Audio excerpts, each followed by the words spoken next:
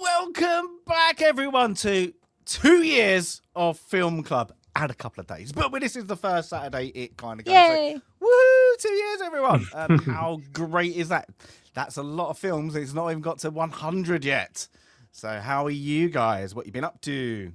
Doing great. It is a wonderful, wonderful weekend here so far. So just enjoying some good weather, not rainy and not sweltering hot. How about with you, Jay?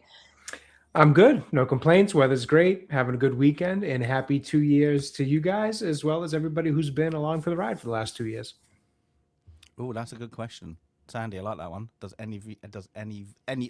Everyone knows what VCR tape is. That's it. What the video Cassette Video cassette recording. Cassette, yeah. Video cassette recording. I know my kids know what they are because we still have some here, but I don't know. I wonder if kids younger are going to be like, "What the heck is that big, I don't huge have a machine. thing?" I think I've still got my pass out parade on that. Aw, How old I am. that's nice. But apart from that, we don't think we got any. I'm trying to get the in-laws to get, I suppose, get rid of their like thousands of boxes and recordings of old TV shows that they'll never watch again, but on that format, especially when they're like, like you have the gold channel, like the old TV. You do, channels. yeah. That's a Yeah. nice oldies channel that you have over there. Just put them on that, just like that. So things. But hey, AWOL, hey Johnny, and I'm AWOL, guessing, hey. and I'm guessing Daryl's there somewhere. But welcome to 2 years. And guess what I done today? Guess what I did? Sorry, I've done. That was terrible English by me. What did you do, done? But sorry. I went to the cinema. Oh, really? What is out there What did to you even Let me see? think. Now, I think this was a 1 o'clock showing, so I would have been with somebody. Oh no. Toy Story 5. Yay! Oh, okay. Went to see Toy Story Not the 5. Minions movie. For a minute, No, I not thought the Minions. No, Those Toy annoy Story me. 5. How was it? I enjoyed it. I enjoyed it. Oh, good. That's good to know. I like, when you like it had a slow start, I must say that, but it's decent. If you like Toy Story, it was actually. I don't know that they've really made a bad Toy Story. Granted, I haven't seen the fourth one, so I do need to watch 4 and 5. Okay. But yeah, one I love because 1 was when I was a kid, and 2 as well. Yeah. 3 I watched later on in life, still enjoyed it, and I got to watch 4 and 5. But I mean, I can't complain about any of them. Yeah, my kid went with his best friend, 5-year-old best friends. Yeah, but they had to sit next to each other, and all the parents, of course, the other side, and his friend. Like, there's a bit with it where the toys, of course, they always do, and every single one they kind of feel mistreated by the humans or not being played with enough, and he just started bawling it, literally bawling it, and I was like, "What's going on?" And then my boy just leant over and we just like held his hand, and then we just my God. it's okay, it was okay, and just going back into the moment, I was like, "What's going on?" It's like, "Oh, he's crying." He feels like that, and then it was so funny. But yeah, now he's obsessed getting all the toys out again. Yeah, get all the Toy Story it was good. toys. He's got them all. So he's the only one we couldn't get was the Slinky Dog. That's it. But the rest I bet we that's a all got. favorite. Yeah. Yeah, so we got everyone. You can't get the pig, but I think is a bit stupid because it's a money box. Can't get that. But that's the only one you can get, and we couldn't find it because he's got the ones that they all they can talk to each other. So No, I didn't know that. they have a little conversation. It's a bit weird. So one will talk to one will talk to the other. So he's got that. He's got the the aliens. Like, Yeah. I love them ones just go around. Does he have a talking. And Mr. they talk to Potato each Head other. that is a Mr. Potato Head? Yes, he does. Yeah, Awesome. But you can get is it's plastic, but you can interchange it with a potato, so you can actually use it as a real Mr. Potato, and that's it. Oh, fun. So, yeah. Spoiler though, he's not in the movie. Reasons. Oh. Because the actor died, didn't he? Oh gosh. Yeah. It Yeah, was the guy out of Cheers, wasn't it? I forgot his name. I thought he was the pig. I thought Was it he the was pig? the other one. He's Mr. Potato. Oh, I can't remember. Wait a I'm minute. sure he died. Mr. Potato Head Is is. it Mr. Potato? Who died then? One of them. I can't remember. Anyway, it was really good. It was really decent. I Really can't enjoyed remember it. now who does And I Potato went Head. to a cinema. Really nice bucket seats, and they're like electric. But so you sit there like for 10 minutes trying to get your correct angle. Like that is great. Oh, they don't just like ours just recline. No, this or one not reclined. recline. It had recline. It had lower up and down. Then it had like this like swing out. Like the footstool bit you can have out. So that was quite cool. I was like, this is good. I'm liking this. And it was weird though because it was cheaper for me to buy 4 tickets, 2 adults, 2 children, than to buy 2 adults and 1 children.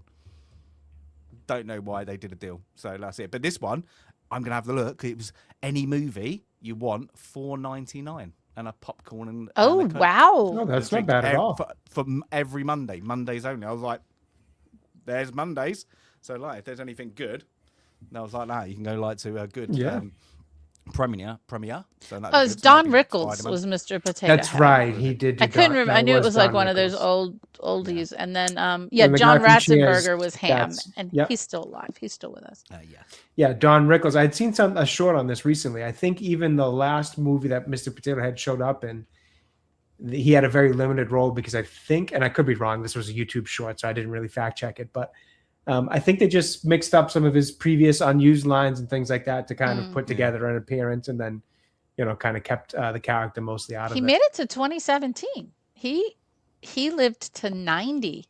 And some of those old crusty actors, they do live forever. But he's one of those ones that always looked old. Good old crusty actors. We're getting there, Sandy. Yeah, We're going to be old crusty podcasters. Well, AI created a... Jay, I left you out. I didn't do it to you, Jay. But I don't know. You were streaming with Dan, and I was commenting how you sounded like 2 old men like Wallace and Statler in The Muppets. And I asked AI to turn you 2 into Wallace and Statler. Oh my God. Or what is his name? Not Wallace. Oh, is that the one you sent? Oh, yes. It's not Wallace. What is it? I know you're about. You sent that to us. Waldorf and Statler. Yeah, and they do look like 2 crusty old. That was on that. Was that space game we were playing together? Yeah. The game that he picked, and then he didn't realize one of us has to poo on each other. That was such a weird game. It was all about bouncing. It was quite funny. Oh, you just had to keep bouncing from platform to platform. It was quite funny. It was so annoying. He's so frustrating to play with. He's so frustrating because he won't listen. But he's great. Hi, Dan. In case you're listening, you are difficult to play with. We are crusty old men. That's it. That's the one I'm going to put on a t-shirt. Crusty old men. But talking about crusty, we're not doing crusty. We're doing properly. I'm going to ask Sandy first. Did you watch this movie in the daytime, or did you turn off the lights at midnight? I watched it at night. I watched it last night at like 9 o'clock. Yeah, lights out and everything. Did you? Well, in a different room. Yeah, I was. Everybody else was asleep early. I don't know why. But yeah, I watched it myself. I watched it on my iPad, so it was quite close. And I'll save my story for the little later. Nice. I think. I don't know. I'm going to ask each of you if you had some kind of jump scare. The phone did not ring. That's not what happened to me, but I will tell you what happened to me. Okay. Oh, good. And now, before we go on to Jay's pick later, as it's 2-year anniversary, we're all going to announce 2 movies to add to the wheel. Oh, we're doing it now? No. At the end. Do it at the end. At the end. Okay. Yeah, at the end. Ooh, you got really excited then. We can do it I am excited. There we go. But we do that after little review. But Jay, you got your pick of horror, and I must say, when you picked it, I was like, that's a good one. That's a good one. Not seen that in a while. And I had to say to you, Japanese version? And you went, no, US version. So you let me down that slightly. Did you watch the Japanese version? And not yet. I still have not had the time yet, but I do plan on squeezing it in, especially after watching this so freshly. Yes, it did. I must say, I forgot when I watched this like that. So it was a refreshing take, because a lot of it, I must say, I completely forgot. Yeah, same here. Same here. So, but why The Ring? So honestly, for me, part of it was that I didn't have a huge kind of library to pick from in terms of my experience with horror movies, because it's just not one of my favorite genres. I liked a lot of the kind of 80s slasher films. Like, those were fun to watch, but they never really scared me per se. And then around like 2004 or whenever it was that the first Saw movie came out, it's right around this era actually. Things just started to shift towards like really gory stuff, and I just don't find that to be scary either. I just find it to be gross. So I don't love those kind of horror movies like Hostel and Saw and House of Wax and all the stuff that came out in that era. So my kind of generation for horror wasn't all that great. As I got a little bit older, it started to shift into some of the kind of like spiritual horror stuff, like The Conjuring and stuff like that. And I don't know, was Annabelle? Was that also The Conjuring? That might have been the doll in The Conjuring. Whatever it was, there was some creepy like spiritual stuff. Yeah, like there was so much stuff like that that I think is better than what the gore stuff was, but still doesn't really quite, give me that horror feel. So really, I've just never been all that interested in horror, I guess, at the end of the day. But this was one that when it came out in the early 2000s, I watched as a kid. And I just thought it was really interesting. Obviously, it freaked me out as a kid, but even as I got older, I just really liked the concept. I thought it was something different. I kind of like the ones that make you, I guess, think a little bit more, but like there's really not too much thinking in this. It's just kind of a case you follow, as we'll get into the main character kind of putting the pieces together. So it's not really like, I guess, as much of a thinker as I thought it was when I picked it, or as I thought I remembered it being when I picked it. But it is still just a cool concept and something interesting, and I think a little bit different and fresh in terms of the horror genre. I had never seen anything like this, at least up to that point. Obviously, it comes from the Japanese version, so it's got its influence from there. But just in terms of an American horror film, this was one that kind of stood out for my generation of it. Yeah, there was a period where I must say, completely agree, is with that slasher. They're boring. I hate Hostel. Just like you show me blood and gut. I must say, it's just gross. I liked. I watched. I liked the first Saw, and then it went, "What you doing?" And then right. I gave it up. And then the other one's just blood and guts. I like it when it's creepy like this. Otherwise, you can laugh at it because it's slightly a B movie, or it's that religious aspect to it, like that. I suppose a thriller horror, and then like they're talking like it's got that kind of deep embedded like Christianity or something going on in the background, and it gets you a bit freaked out just in case it is up there or wherever or down there. When they mess around with like demons and stuff, you're like, all right, this kind of hits a little too close to home type of thing. Like it could be real, exactly. Like versus The Ring obviously is not real. I do agree. I think when it shifted back towards that stuff and got away from the gore stuff, horror got better, and there was a few that I enjoyed. Like I enjoyed the first Conjuring movie. I haven't watched all 6 or 7 of them or whatever it's up to, but I enjoyed the first one. And there's been some that have kind of followed that line of stuff where, whether it's spiritual or spiritual religious, whatever kind of line it walks. There's been a few that have done it well. But again, nothing that I thought stood out to me, at least better than this one did. Now, when you mentioned sequels, I think that's one of my frustrations with more modern horror and suspense, is that it breeds way too many sequels. And we were joking a week or two ago about Fast and the Furious, like why? Why does it exist?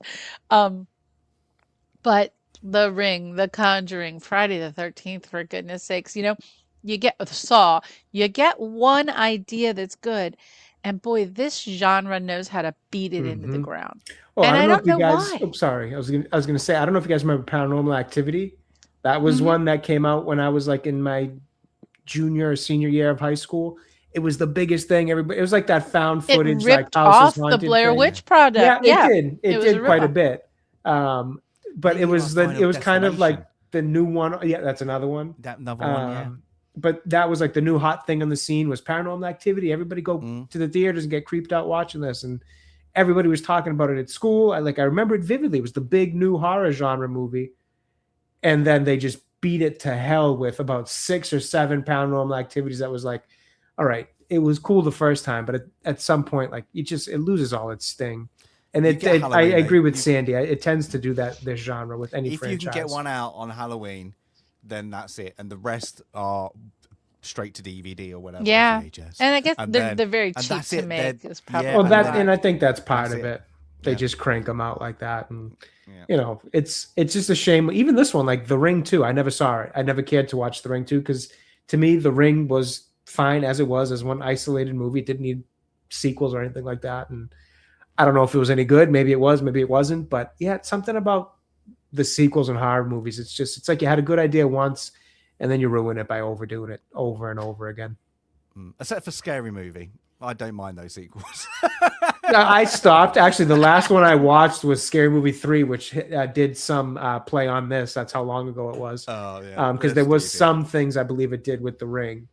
It does. Yeah, and then Signs. Signs is another big one that it spoofs. So there's a few that it does the typical I actually watched genre spoof stuff with. It came on the first one, and I was just like, "How bad is this?" But so funny. I do. I do love those first three. I fell out of it. I will watch, not cinema, but I will watch. Was it number 7? I think it is. Whichever one they just did. Whichever one it is. Yeah. I am. Silly. I'm slightly more interested in watching that one because the Wayans brothers are back involved. It's kind of the original cast because after Scary Movie 3, it spun off into the Hollywood spoof era of my teenage years, where it was like superhero movies. Actually, everything was getting a silly, goof off movie, and it just ran that whole spoof genre right into the ground, where like none of it was ever funny anymore. So it is nice to see them kind of back after that genre's had time to just reset and get the bad taste of a million bad movies out of everybody's mouth. Yeah, that's cool.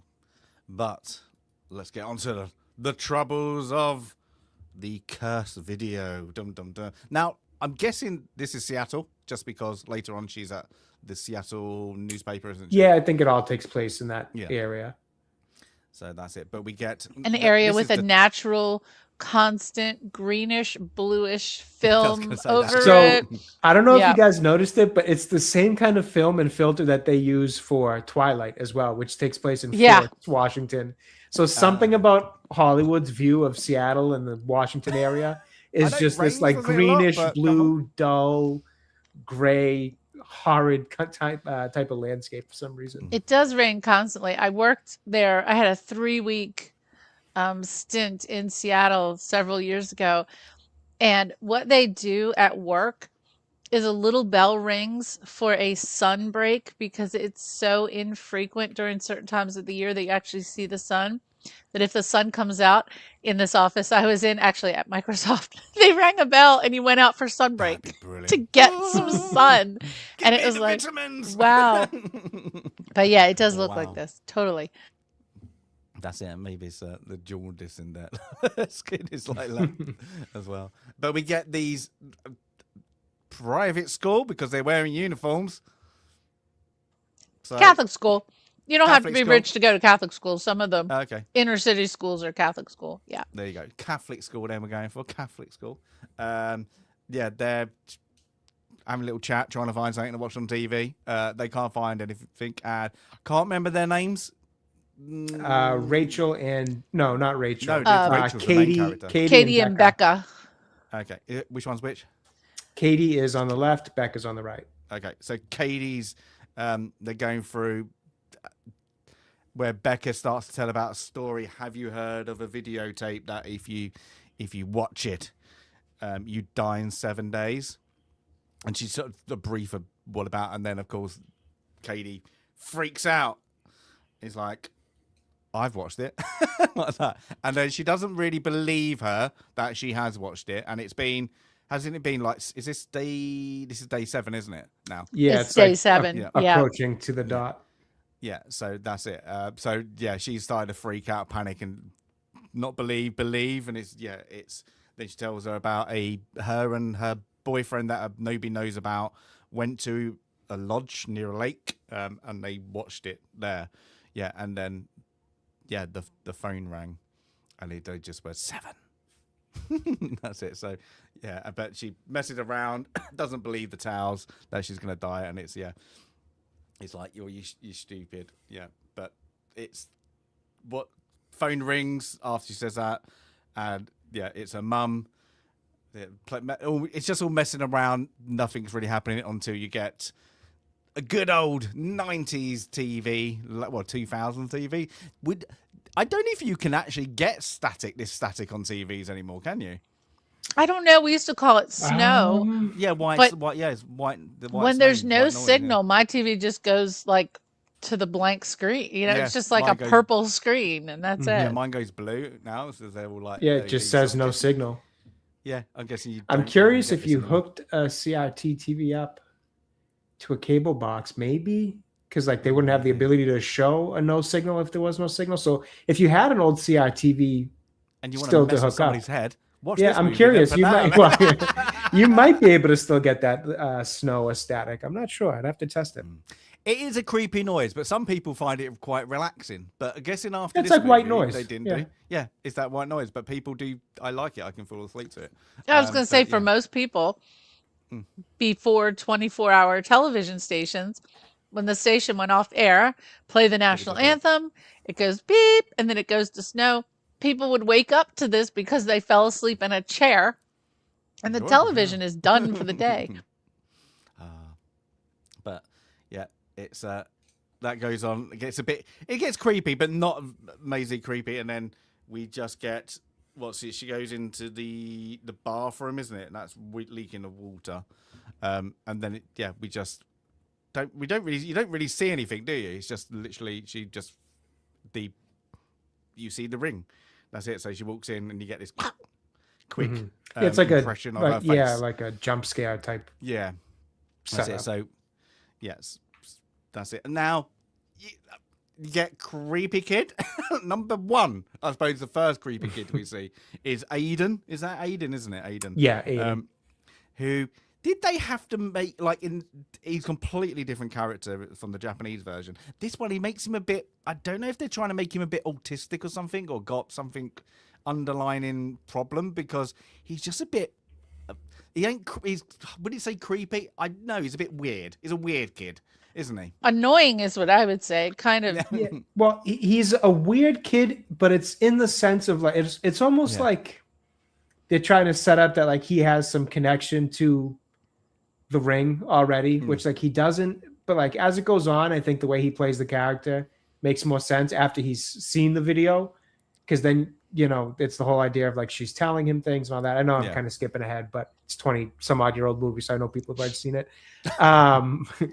But yeah, it's this it's weird because like I get how they play that side of his character after he's seen the movie, but it feels like it's played the same way here before he would have any connection with the movie or the ring or the girl. So I don't know. It's odd. They just make him seem like he's got this weird thing about him. That's not just quite like, oh, he's, a little this or a little that, like whatever. He's just, I don't know. It's weird. So it's weird you've noticed that, because that's how the Japanese version sets him out. He's got psychic abilities. And and like that's what it feels like they're trying to put into it here, but like he doesn't yet. And like he does have some psychic connection with her after he views it. But it almost feels like something about him is drawn to her and some psychic connection that's just not there yet. So it feels weird that they play on this first part of the movie. But the teacher says he was drawing the pictures of his cousin dead before she died. Yeah, so, that is true. Yeah, I was thinking there was something with him. But they don't play into it. They just make him seem a bit of a weirdo. He's like that. But I don't like it. Like that's his mum. And later on he calls him mum, but for the first probably he calls her Rachel. Rachel. And he's like probably just saying Rachel. I'm like, you don't call me by my first name. It's like that, but yeah, she's late. And then it's can we have a word? And he's like, I'll meet you. Before that, he goes, I'll see you in the car because you can have a word with you. And I'm not oddball. This is where the teachers, like, just because I'd like that, you would think they would do more. This is what your kid's drawing at the moment. I think we need to go and see a counsellor. Seriously. This kid's in my classroom and he's freaking me out. Yeah. Yeah, he's freaking all the rest of the kids out. He's got no friends, and yeah, he's a bit of a strange one. But yeah, it's a bit dismissive. But yeah, it's whatever happened. Naomi Watts. I forgot she was the main star in this thing. You know, I did too. I kind of forgot about her as an actress in general. Yeah. Me too. After like the King Kong movie, I can't think of anything else. That's what I said too. She felt like I was a big name yeah, at the time. Yeah. I didn't know she went off like one of these ones. I've quit Hollywood. I'm going to go and have kids or whatever. I don't know, but I was just like, you've done nothing. Literally, you did. Yeah. You were in that like bracket of going, yeah, I'm going to be Hollywood big and then gone. Yeah. It's a bit strange, but yeah. There you go. Freak. There we go. Freaky drawings. I'm not bothered. That would be a red flag for my kid. I was like, what's that? Weird. You know what? She's got Unless he explains to me, no, it's Thomas the Tank Engine. I'm riding Tom. Like that, not like, yes, it's the dead pits of hell. Well, this is what I mean by like they play him to be weird, but it's not like you know, like he's got some kind of issue or something like that. It's like he's got some like you said, psychic connection with either because this is supposed to be his cousin, but then I wonder, is it his cousin? Is it supposed to be the girl from The Ring? Like I don't know. I just couldn't really figure out what they were doing with his character in the beginning of this movie. It's a shame because it's so creepy in the Japanese one, and he can. It's kind of like what is it? I suppose Poltergeist when he starts talking. Hi, you know, like that kind of interaction, really like normal with the girl in Poltergeist. That's kind of the interaction in a very lame kind of put way. But yeah, it's just misread in this, I think. But I don't, he's just, you're going along with the journey on the investigation. He's just the creepy kid that's there. Like, every time you're like, creepy kid. But I think they purposely put him there just to be, you're a bit creepy. But yeah. Hey, Daryl's in. Daryl's there now. Hey, Daryl. That's it. But yeah, but we're off, and it's just, yeah. The interaction she has with her son is it's a very odd relationship, and it doesn't really explain it. Like where's the dad? And it's a little too over the top with the working mom thing. It's trying to be. She was obviously, quote, very young when she had him, and she's an ambitious reporter. So she's essentially, because I thought to myself, oh, your quote best friend and cousin passed away 3 days ago, and yet you're in school. So she's using school as daycare because she's out working all the time. And it's a little much on the working mom thing. Also, in my family, heaven forbid, if one of our, even extended family passed away, we're not going to school the next day. It's just not, we're all together as a family. That's what we do. And so, yeah. But she's shown that she's not working, not to be rude, but I'm going to explain it. Like, she's not doing like a waitress job where she's working 18-hour shifts. She's working in a big agglomerates of a big newspaper, the Seattle whatever. She's got a good job. So you would think they would have daycare there or nearby as like a part of the like, okay, you're going to school and I'm going to then you'll move on to daycare, an after you're not going to club. stay in the class until the teacher's got to go home at night. So it's a bit weird, but I'm sorry, Sandy, did you read the book? So I could not get the book on an audiobook version, unfortunately. The book is written by Koji Suzuki, is the writer of Ringu, which is The Ring in Japanese, and highly regarded, but I did not have time this week to sit down with a real book. I needed an audiobook, and it's not on Audible, so unfortunately. But I would like to read the book because of what we'll talk about what's different from the US and the Japanese version. I would like to read the book. Well, that's it, because they explained the father in the Japanese version. So yeah, they explain. Well, they do eventually explain the father in this, but it takes a bit. It's a bit weird because I don't. Now there is, what's the best way to put it? Self-delete, as we do on YouTube. There is in the Japanese version. It is not in this version at all. So they must have made a conscious decision of there's different cultural, and it's not going to be right for the US market. So that's happened with. Just quickly, that the father and Anna, is it the mum of the girl in this? Anna Morgan. Yes, Anna Morgan. She throws herself off the cliff face, doesn't she? Mm-hmm. So, but on that. And then the father later as well. Yes. Oh, that's gruesome. Yeah. If you're gonna go, you're gonna go. Oof. Like that. He made sure of it for sure. Yeah, sure. no joke. Oh, there we go. There's the creepy kid, creepy face, and that's it. Like, you roll over. It's like that. But yeah, it's do you want a bedtime story? No. Okay, I'm gonna go now. It's like, it's a bit odd. Yeah, you're gonna take that. I'm not gonna know that kid's gonna spend a lot of time with his grandparents. To be like that. Yeah, you can have him tonight. That's it. But yeah, it's a funeral day. Okay, like, what do we think he is? 8, 9? Probably maybe younger. Yeah, maybe 7. Yeah, something. Yeah, maybe He can tie a tie. That's a weird kid. Is it okay? Is it a proper? Yes, a proper. It's a proper tie. They do show him tying it. That's a weird kid. Yeah. Just saying. But yeah, never sunny in Seattle. So we've still got the look. But yeah, it's. I'm guessing this kid now. He's quite young. Would he go to the funeral, or is he just going to the wake? Because would he be a bit young to go to like understand the funeral? But he's a bit. Does she think he's a bit creepy? And I got. No this kid specifically seems to be an old soul somehow. So I mean, I guess maybe he could handle going. Yeah. Because they're playing him as if he's like living such an independent life because of his mother's lifestyle that he's like borderline, at teenage level or adult level, like the way he's getting his suit together and tying his tie and getting his mother's clothes together.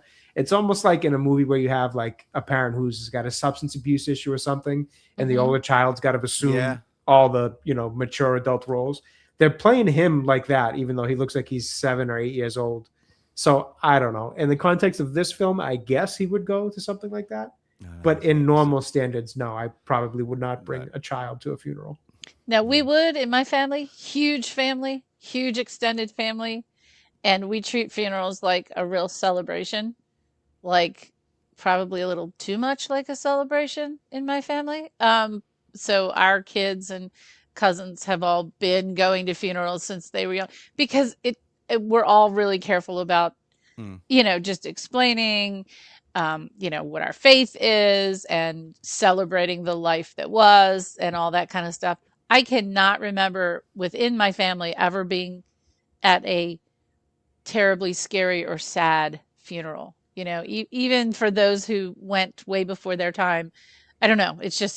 We've had our own way with that. Like there's my family's way of handling those things. So we did have kids, but it was not, wasn't down and depressing for them. Mm-hmm. But what's this? So she starts to talk to the family, like, and it's weird at this point that I don't think we know that she's a news reporter because she starts digging for the questions about what's happened, and she's doing it in a very not investigational journal way, but a kind of a beat down cop kind of way, isn't she? So it was a bit when I first saw it, I was like, oh, I thought she was a journalist, and I was completely got sidetracked. But she goes around the family, finds out about it, and I'm like, so are you distant cousins? Because it's just like you've just turned out, and then you're the nosy Parker. And then, of course, she speaks to her friends, where her friends kind of open up that about the boyfriend.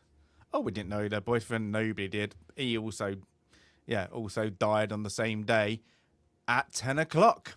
So now as did the other two people they were. Oh, nobody thinks there's a big deal there. Nobody thinks there's an issue there. 10 o'clock. Yeah, it would be like both things. It would be like it's a ritual kind of thing, like exactly 10 o'clock. It's a bit of a strange one, but she's now got is there something to it. Now, I always think when you find out, because of her attitude, she does it not to find out, but is there any truth about what happened to my cousin? There might be a story here. I might be able to win a prize. That. That's what she kind of comes across. And I think she plays it quite slimy. And then, we go back to creepy kid, who has the wonders of the upstairs and, just... goes into her room and and then he says something like, doesn't he, like this is where again I think he says they're talking or something. He says something very very quiet but blasé, where you think, is he sensing something, but they just don't play on it enough. But it's we see now, the markings on the book, on the faces. What we get later. They don't explain it, but yeah, it's we get now when she finds out about the log cabin in the woods, or whatever you want to call it. Log. It's kind of like is it Jason, isn't it? So with the lake house. Camp Crystal Lake. Yeah. But yeah, and then we get when they look at it, it's the Omen kid. No, that's not the Omen kid. Don't know what happened to the Omen kid. What happened to the Omen kid? Sandy, you like Omen? Oh, the little kid? Oh, I don't know. Let's see. You know, you got to think that, and I do feel bad for children who play in these horrible films. Like Linda Blair did not have a good, time of it, who played Regan in The Exorcist. His name was Harvey Stevens. And did he do anything? He, nope. Nope. That was it. Oh my gosh, he did. Wait, he played a bit part in that remake, that awful remake in 2006. Oh, okay. So, but no, I think it's always about because of what happened to the poltergeist girl. I think everybody asks that if you play a kind of that kind of freaky, devilish kid kind of thing, or something that happens in a horror movie. I think it always leads back. I don't know. Yeah, I would never want. I don't know. I even this kid, like, I feel bad having kids. I know you're on a set. I know it's all well lit. It's not supposed to be freaky, but just knowing what Linda Blair went through, being tied to a bed, and just her experience was just horrific, and so many other child actors that had to go through that. So I don't know. And then okay. people look at you later like you're creepy. I know. Yeah. Imagine that going on a date. What did you do? Well, I was in. You were that creepy kid. I am the son of Satan, but it worked well for Sam Neill. So who played, who played that role later. I wonder who the other kid, that was Harvey, and he really didn't do anything else. Let's see what the other kid did. Say, I think Damon Omen 2 was the really creepy one. Yeah. And that kid was actually, I thought that performance was a really good performance. And that was Jonathan Scott Taylor. And he did a few things. He did, let's see, Return to Narnia. He did a few things, not many, but a few things. And, he's Brazilian. Who knew? Is he? Played an American quite well, yeah. From Sao Paulo, Brazil. Nice. And he was a teenager, he was like 14, so it wasn't like. And he didn't say many words. I'm just going to stare and freak you out. Yeah. Yeah.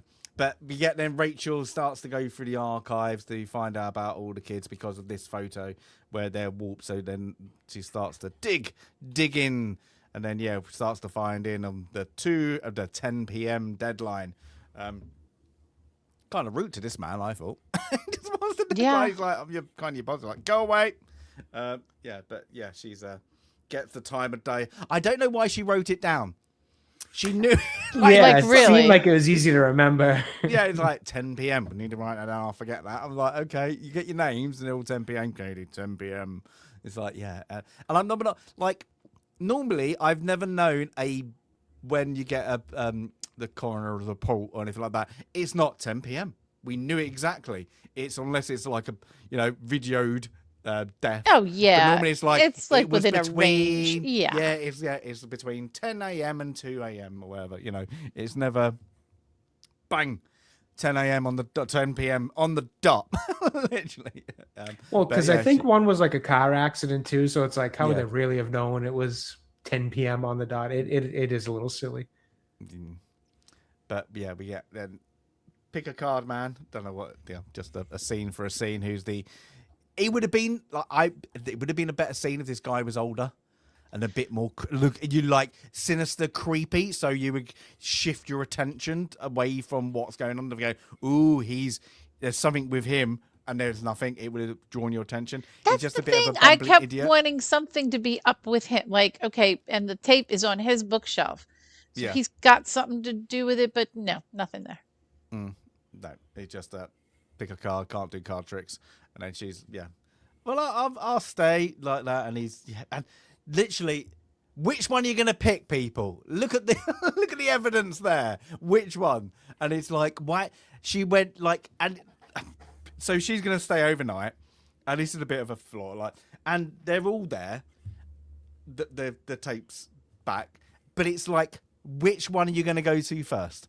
Which one is the only one not in a sleeve and angled out right in the middle to make you gonna go grab it? And it's like, at least give her a little chance of having to look through them all. Like, it's a bit. Come on, director. That was a bit of a bad placement. Yeah, I mean, fair point. It's very obvious. It's very the only one obvious. leaning over, the only one without a case, the only one in a bunch of space in the middle.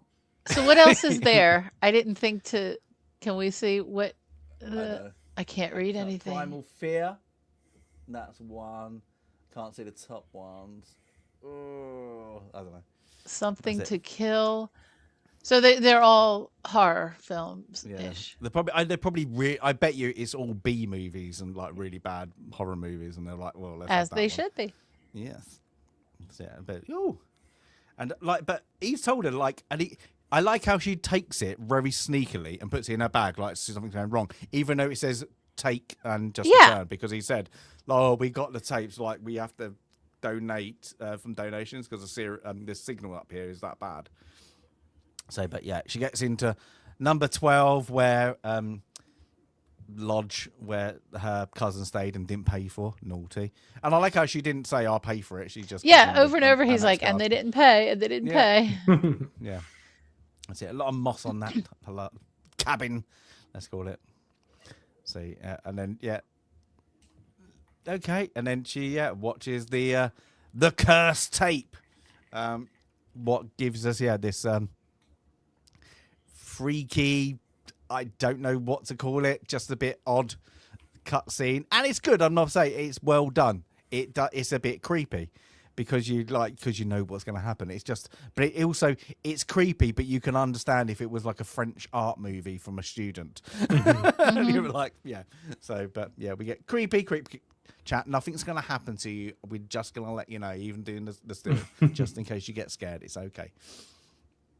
But it's good. And then the phone rings after you watch it when just 7, and then of course it's freak out time. So after watching the curse video, she takes it away, goes back to, and it's just in pure freak out mode of that. We get back to kind of normality with the kid. She then takes it to what's his name? Oh, Noah.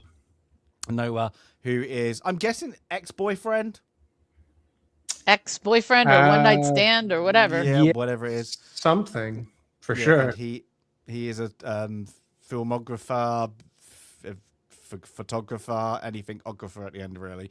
And he's take these pictures, and then she's got the whoop face now, and go on. What now? I love that. Look at this video. She doesn't say it might kill you. I'm a bit freaked out. Seriously, she just goes, Do you want to watch it? And like that, and okay, and he watches it and then gives the briefing of like, I don't see anything wrong with it. It's not creepy, and he's like, I've seen much worse, but. And the phone rang, but they didn't pick it up. No, so but it's like, but would you do that to somebody? Just like, look, I'm going to tell you what this is about, because then you're going to give them the choice. Not, can you look at this to see if it's anything weird? Like, could you like, asshole? No. But so she just starts to ask for his, not really help, but it's no done. They just have kind of conversation where she goes in, makes a copy of it through the recording system, and it whoops again via the tape numbers, doesn't it? So there's something, and we'll have to talk about this later because part of the ending. But the numbers then don't match; they don't correlate. So the original one, he doesn't understand when she goes back to him and tells him how it was made, because it has an imprinting on it. There's no signature. There's no whatever machine signature on it. And they all should have some. So he puts it through. Of course, he's machine.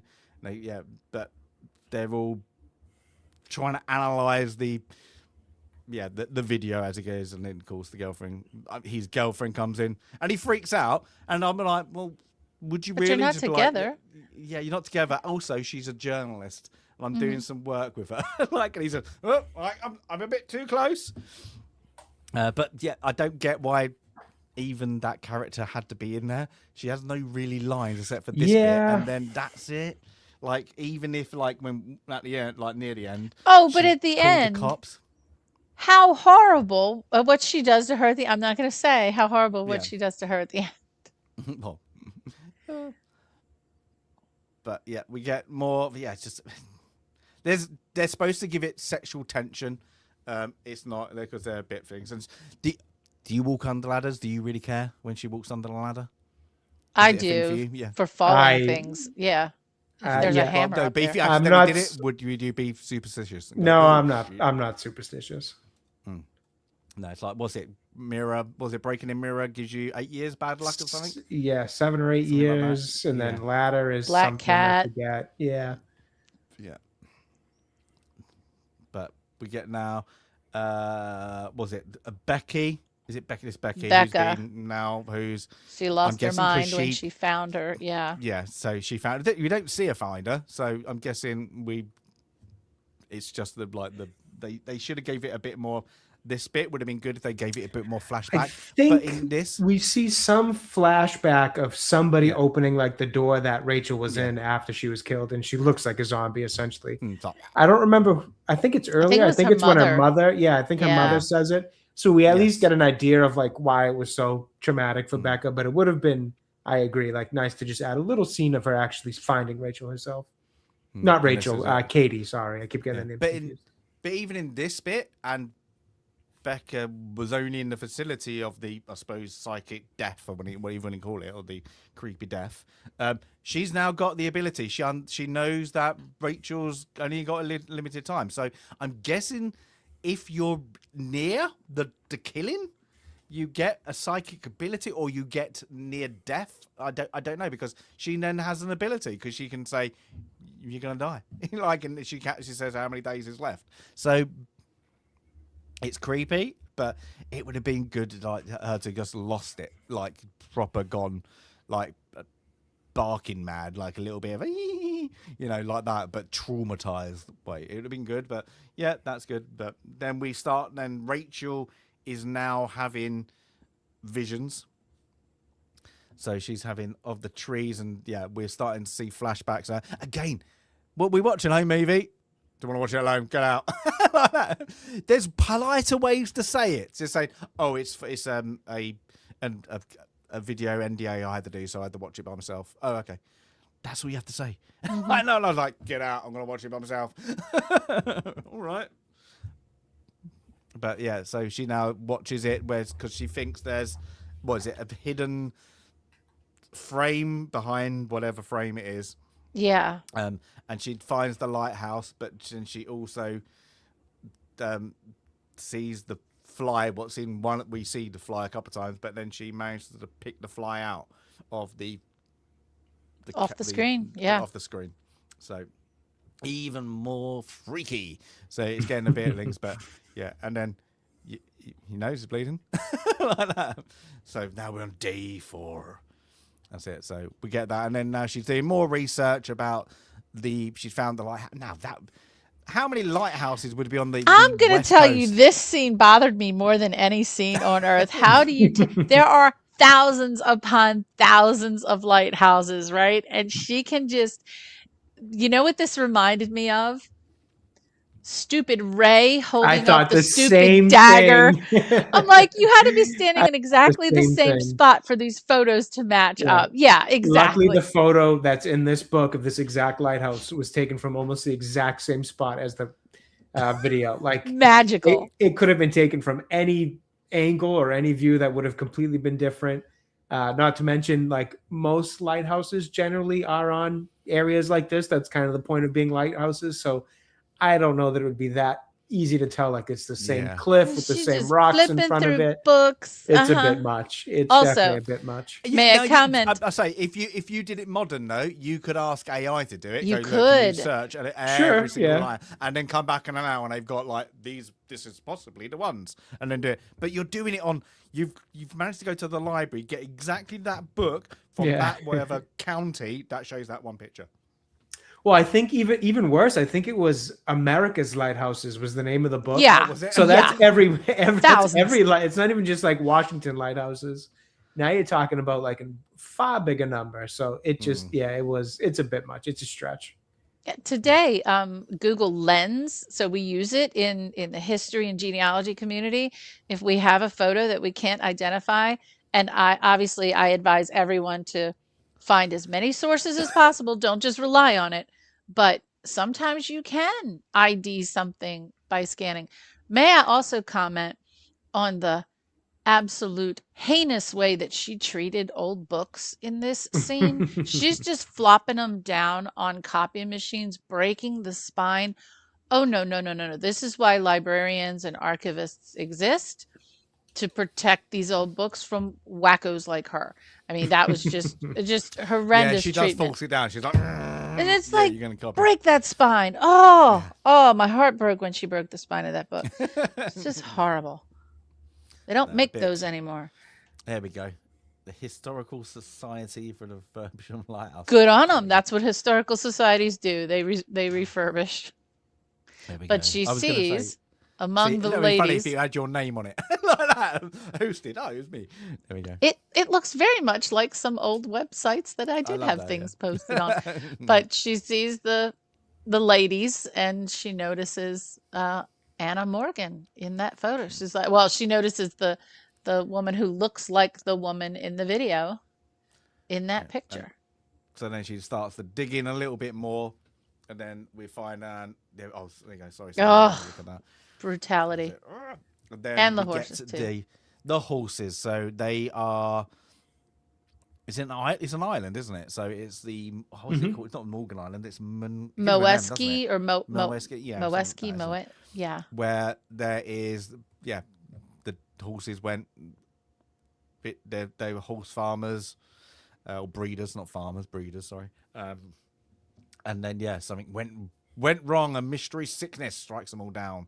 And she starts to dig in even more. Finds out about the death of Mrs. Morgan. There you go. Who is she's the woman in the video. So and then she's going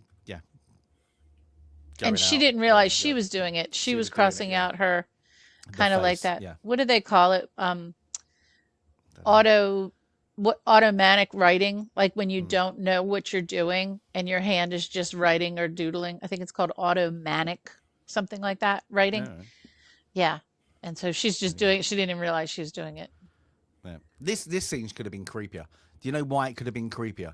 Is because you've got this this young girl who's the server. He's getting a packet of fags. She says you're gonna die. And then they missed the trick because they've got the old Asian lady sitting in the background, and she could have said something in Chinese or whatever, Korean, Japanese. Wouldn't have been better, of course, playing a part of we come from a Japanese movie, and then she has to translate something back to him. That's just creepy. Just something really creepy. Like she has an insight, like old, that kind of old folk woman that she realizes because of the warped face that he sees in the in the camera here. That he doesn't. It would just been. I wondered if that actress had been in the Ringu in the original Japanese film, and she wasn't. But I looked to see if she had been. Yeah. But he goes off, and then we go again. Babysitter, I'm too late. It's like that. So he's off to bed. She must be being actually. Here's what I just by the mannerisms of the babysitter. She's probably not complaining because this is a job, But she must be thinking this kid is weird. He learned the word conundrum. Like, this kid is weird. Oh yeah, she's like, yeah. Do you remember everybody had those in 2000? I think they came out like late 90s. Everybody had them water filters. Had them in college. Yep. Yeah. Everyone. Then they realised if we change it, we can fit it into the slot into the fridge. Oh, everybody had one. But yeah, this is what. Yeah, she's talking. I can't remember who she's talking to now. Is it Noah or whoever it is?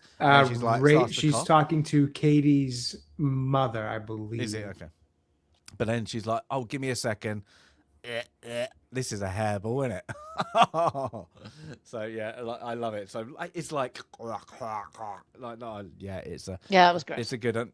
It's a yeah. That's the only gross part of I think of the movie, but we get them more freaky, and then we're getting the visions again of the what Rachel's seeing, like who's hallucinating, dreaming, like that.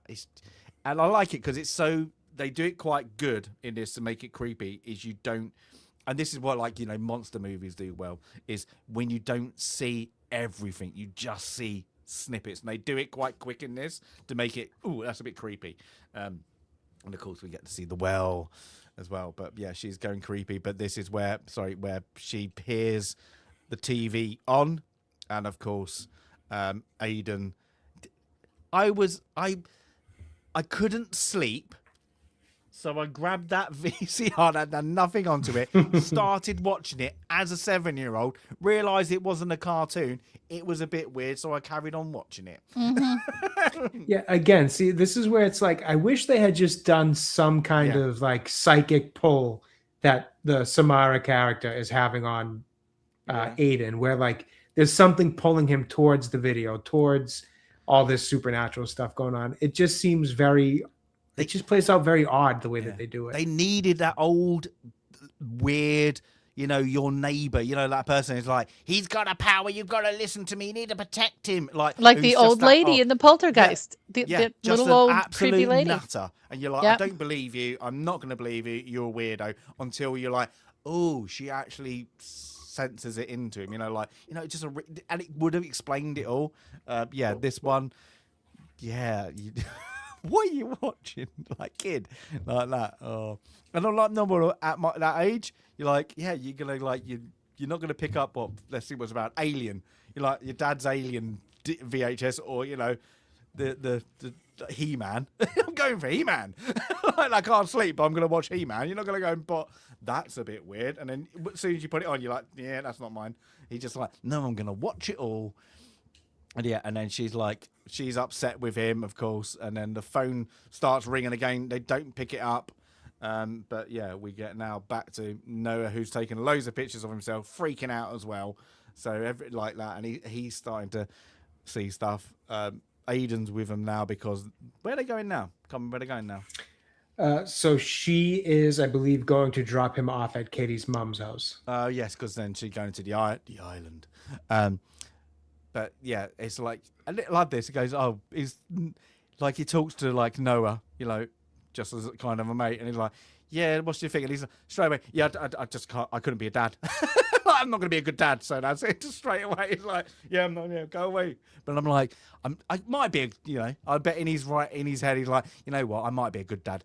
Not to that kid. Not to that. Not to this nutter. I don't care how good looking your mum is. Sod that. I'm out of here. You're weird. Yeah. Mm-hmm. Yeah. It's like that. So I'm guessing. Well, they kind of just graze over the fact that it is his son too. Like they don't even really. It's like a quick. I think in the scene before that, when she calls him over the phone to cry that Aiden's watched the movie, he's like, "Who watched it?" And she says, "Our son." And then they just kind of like glaze over it, and they have this little scene, and then like. It's kind of weird because like okay. So if you already are an absent father, how weird would it be to have this conversation with the kid about basically saying like, yeah, I know I'm your dad, but like, sorry, I also don't want to be your dad. Like he's 7 or 8 years old. Like it's a very odd conversation for like, again, I get it. He's an absent father. So he obviously doesn't know how to be a good father. And he's admitting that in this speech. It's just very odd that he would tell the kid, like, hey, I know I'm your dad. I know you probably want me around more, but I'm just not going to do that. It plays off very, very odd. I couldn't understand why they went with this route. I kind of forgot that he was even Aiden's father, to be honest, until Me too. watching And it's it this weird, time like around. going through this film. Yeah, you forget it's father. That's it. Yeah. It's just a very odd conversation. He's not my kid either. No, sorry. I'm going on Jerry Springer before I submit this. Well, yeah, it's just it's just odd. Some of the choices they made. It was interesting to watch this again. So many years later to kind of pick some of that stuff out. That's a facial change, isn't it? There we go. But yeah, and the doodling. Just I'm not having it. Yeah, it's just so many red flags. But yeah, so now we're off to more. Now we get into this.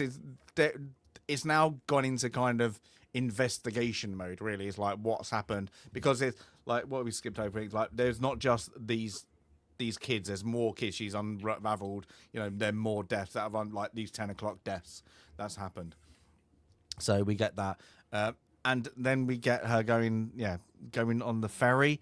And I don't get why I know why. I don't know why they did it with the horse now. Is it like because if the island's cursed now to horses, there's going to be a horse that went there previously? Is it her or is I think it's her, because I think she's already. I think we went over it, but I think she might have been touched by the Samara character through the dreams. Like I think she has that burn mark on her arm. So I think that like contact that she's made with her is kind of almost like a virus, like that. I think the girl can pass it on, or some part of her. Again, it's not really well explained, but some part of this girl's interaction, whether it's through the videos or through the hallucinations you see, almost like leaves a piece of her with you in some spiritual, psychic sense. That like that's why the kid kind of understands her. She speaks to him. That's why I think the horse freaks out, because she's near him, near it. I don't know if it's a girl or a guy horse, but regardless, that's why the horse freaks out and obviously goes overboard here. So I think it's just that she kind of like embeds a little bit of her madness, whatever. Yeah, like the madness, the witchcraft, the whatever it is. It gets embedded with either the viewers of the tape or when you start to come in contact with her hallucinations. No. It's my best guess. They don't really explain how bad she's not been around many animals or livestock, because you're not just going to put your hand in there. You would even never. You're not going to be like that. You're like, never. You probably wouldn't even approach it just in case it gets aggravated and starts kicking around in there. Yeah, even any animal, you're like, is just in case. It's not my animal. I'm not touching it. Yeah. Hello. Like that. It's like, you're like, and also most people be like, is it okay if I can stroke it, pat it, whatever? You're like, no, I'm gonna stick my arm in and freak out the horse. And I'm like, it's a bit dumb. But yeah, the horse gets very aggravated and then manages to break out. Don't know how. They're quite sturdy and things. And then I don't mind I don't like when she doesn't run. It's a bit stupid, but the horse just going for it. The whole way he kind of the way he rampages through and then jumps over. It makes for a good scene. It's just the writing kind of that leads to the horse getting out is like, oh, that's a little weak. Yeah, and then we get back to where is he now? The psych ward or the asylum getting the medical records. Yeah, and then we get her going back, and we kind of get some flashes, and then we're getting back to the Morgan farm, what's been a bit let down in recent years, until we see the great Brian Cox. What not novel. He's got a very small part in this. They did well getting a good actor. Really? I'm wondering really how.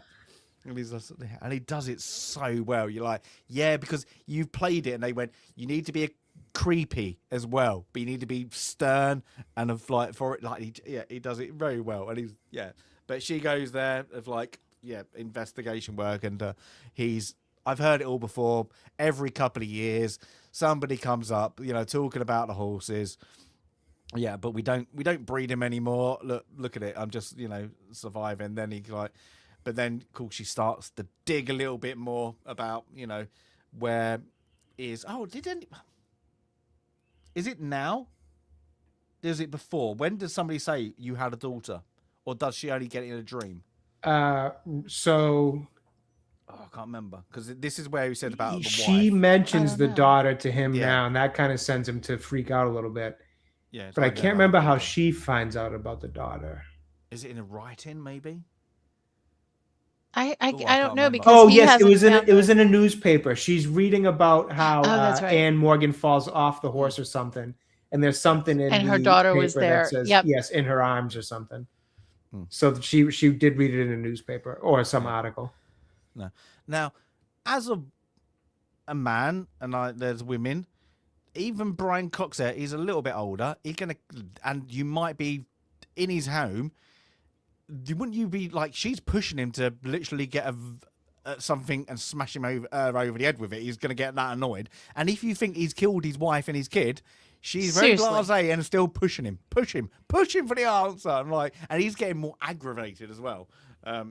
So yeah, she's yeah, you're doing that. And But that's where on. I feel like the movie tries to push a little bit too much of the journalist who's going to get the scoop in the story no matter what, just lacking some of the logic that would go behind trying to be like, again, you wouldn't even turn your back to this guy for as long as she does while pushing him and like pushing his buttons to see what really happened. Like you'd be at the very least facing him, never mind maybe not pushing him. So they're kind of just doing the whole like journalist, does whatever it takes to get the scoop. It would have made sense if they made, not Brian Cox, but the actor in his 80s, 90s and really feral, like about to die anyway. And he'd like, it happened in the 60s, but this is what happened, maximum 20 some odd years, I think. Yeah. So, yeah, it's they could have made it like that. Like, yeah, he's so old, he's not really going to do much anyway. But yeah, Brian Cox, good. But yeah, he's acting, but he's like nothing. Like just she pushes him and like just get out, and then yeah, she's realizes the kid has drawn one of the houses. So like whilst of course he's looking for the records. So the barn. He drew the barn, I think. Drawn the barn. Yeah, it's like what? How did you get that? Yeah, okay. But yeah, the again, good art. Yeah. Yeah. What are you drawing, kid? That's it. But yeah, and he's like, and he even says like, oh, she told me about it. And this is a game where they don't play on it. And I was like, no, it was in, how did you see it? No, she told me about it. So I drew it. And it's like that. She's always talking to me, doesn't it? Jody and told like, me and not at this point, at least you can believe like he's seen the video. So now he's got some kind of psychic connection to her. So like now that starts to make sense. Visions. It's the before the video that it doesn't really check out. Do you know the quote, Jody told me not to? Do you know where that's from? No. The Amityville Horror, when the kids are doing terrible things to their babysitter and they lock the babysitter in the room with the blood on the walls and she's screaming and crying. And finally the parents come home and the parents yell at the kid and say, you knew she was screaming. You knew she was yelling. Why didn't you let her out? And he just says very casually, Jody told me not to. And then you realize, who's Jody? And Jody's the voice in his head, like one of the girls from the murder that was committed in the Amityville house. So anyway, that's what that made me think. Check out the Amityville Horror. Not a great film and a very questionable / true crime story, but I've only ever seen the Ryan Reynolds Amityville. Oh no, the original. Yeah, the original is James Brolin. Oh really? And Karen Allen. I've never watched it. I'll have to put that on the list. And it was one of those things back in the day when people I know about it, kind of thought, oh no, not Karen Allen. I always say Karen Allen, Margot Kidder. As in Lois Lane.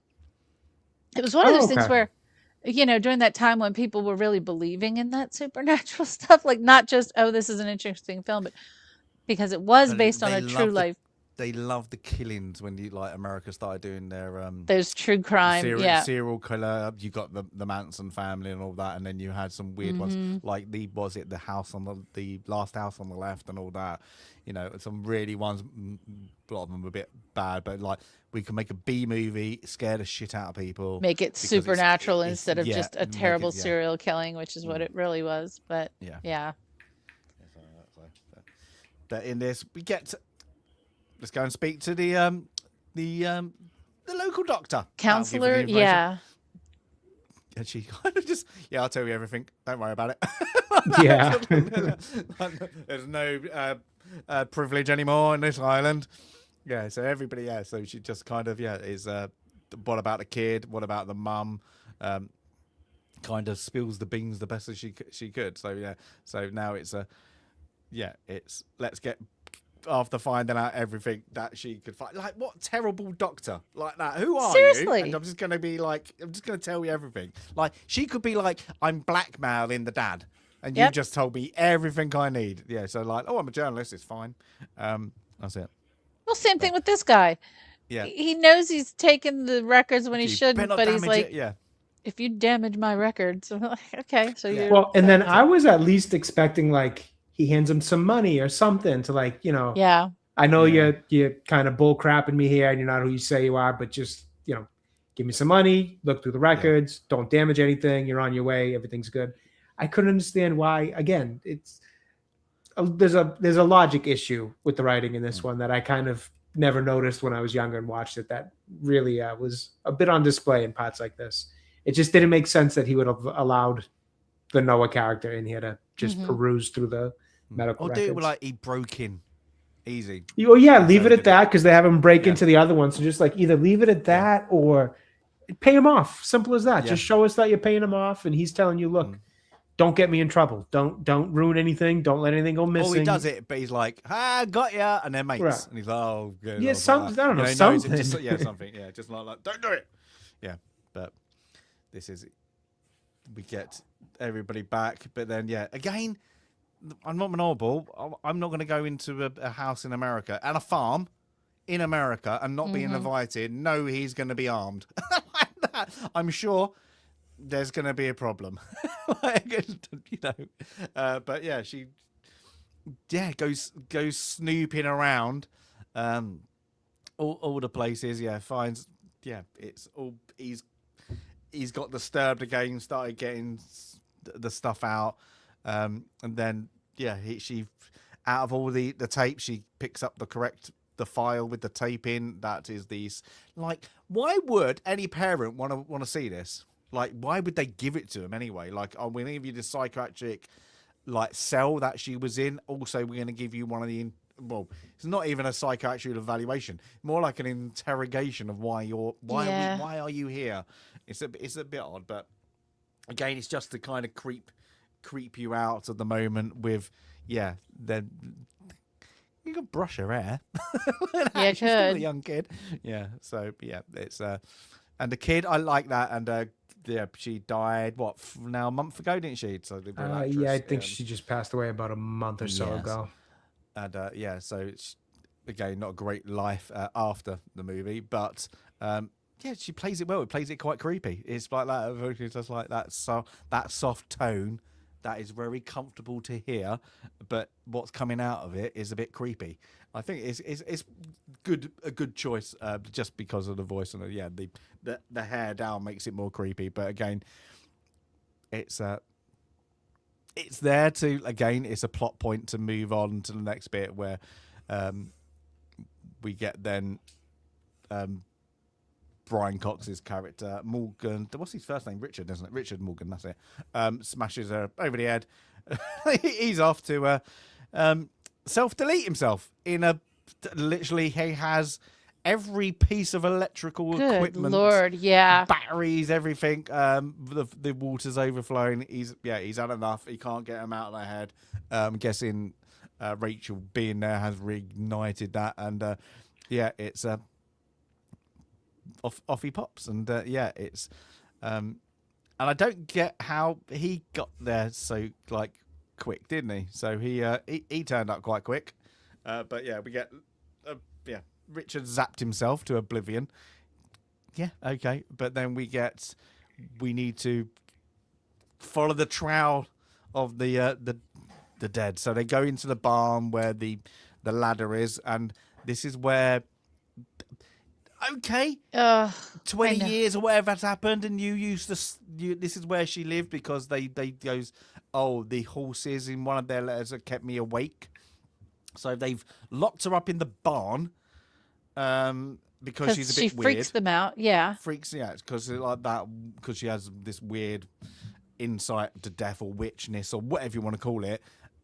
but you didn't get rid of the evidence. You were abusing your kid. I know, seriously, so awful. That's it. So yeah, it's a bit. And I of love course, it how, the music, the little carousel was Yeah. working when they walked in after 20 years. Yeah. But also, if you're gonna be this nasty to your kid, I like how they had the opportunity. We're at least gonna decorate it as well for you. We're gonna make you live in the barn, but we're gonna put some nice wallpaper on there for you. Here's a few little balls, but you can't play with anyone with them. Yeah. And there's a Give 'em a television, though. TV, Boy, yeah. they left the TV. That would stink. Imagine that. Oh god, with them horses. But yeah, it's a little playhouse. But yeah, they realise that something's behind the wall. So yeah, Mark and all that. But there's the tree. So, but somehow she's burnt it into the wood. Burned hasn't the she? tree into the wall. Yes. So yeah, so And that is her psychic ability, is burning images onto film and paper and walls and people's minds is what she does. She's telephotographic or something, whatever they call it, where she's burning images into people's brains and into the brain. places. Yeah. But then we get back to the tree, and then we get kind of just a weirdness now. And again, it's getting to the point where we need to have a look at they find by chance he knocks over some marbles and they go into a dip into the thing. So they built the living room, or lounge, or whatever, above the The well. Yeah, the well. Okay. Well, it's the cabin, right? They're back at the cabin. Yep. Yeah. So that's it. But good well, good sturdy well. I must say that. And then they drop, and then they don't hear anything, do they? That's it. And then, would you be... No, you've both heard the 7. You're both freaking out about it. Everything you've seen is coming to light. You are about to have your pending death. When he buggers off, and of course she falls down the well, but before that, would you leave? You'd be like, no, you stay here. I'm not going anywhere. I'm not being left alone any time. You just freak out, wouldn't you? Just be like, nope, like that. Do not leave me. So yeah, she gets knocked down into the well. I hate to say, when I did this, it reminded me of Army of Darkness. I was expecting a Deadite to come down like that, but she's like, okay, yeah, I guess you could survive. It was a big chasm at the bottom. That's fine. I don't mind that. But yeah, it's again, she's researching. Like, would there still be she picks off a fingernail? Would that still present, or would that decay? Don't know. Who knows? But then she realizes she's having now visions. But it was one of the images. Yeah, one of the images was the fingernail breaking. Yeah. And then she realizes, well, she was alive when she got put in there. She was alive, and then we now get the story of what happened to her kid. The full image, yeah. A little bit. So her mum, who now it doesn't. I don't think they really go into is if. I forgot. What is the girl's name? She's like Sandra. Samara. Samara, that's it. Is adopted, but they say she wasn't supposed to have kids. So no, I think. That, do they? Did Richard go into it? He says she wasn't supposed to have kids. Yeah, I think what happened was, because you see in the medical records a bunch of miscarriages. So I think after just like a lot of trying and having unfortunate miscarriages, I think she finally got pregnant, was my understanding. But maybe I'm just kind of filling that in with headcanon. Yeah, maybe. They don't mention anything about adoption. So I've always just assumed that somehow she finally got pregnant. Does the Japanese version? I can't remember. Oh, I don't have to know. watch it as well. I'm curious because now I don't know.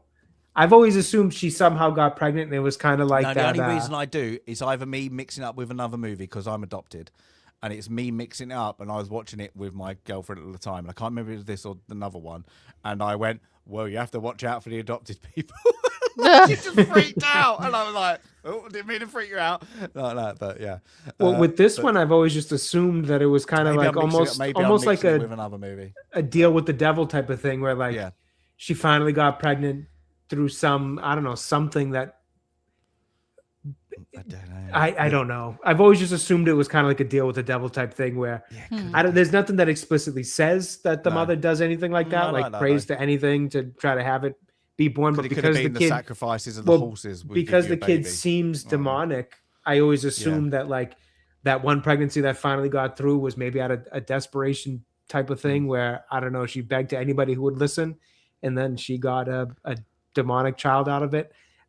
Again, that's all headcanon because they don't talk about that at all. I've just always assumed, like, because the way he says, she was never supposed to have a kid was almost that, like, unfortunate when you're in that situation, you try to have a kid so many times and it doesn't work out. At some point, you just probably assume like it was never supposed to happen. You kind of make peace with it to say, look, it just wasn't for us. It was never going to happen. And then when it does happen, it's a demonic child. You'd probably think extra like this thing was never supposed to be here. It's here as a curse or something like that.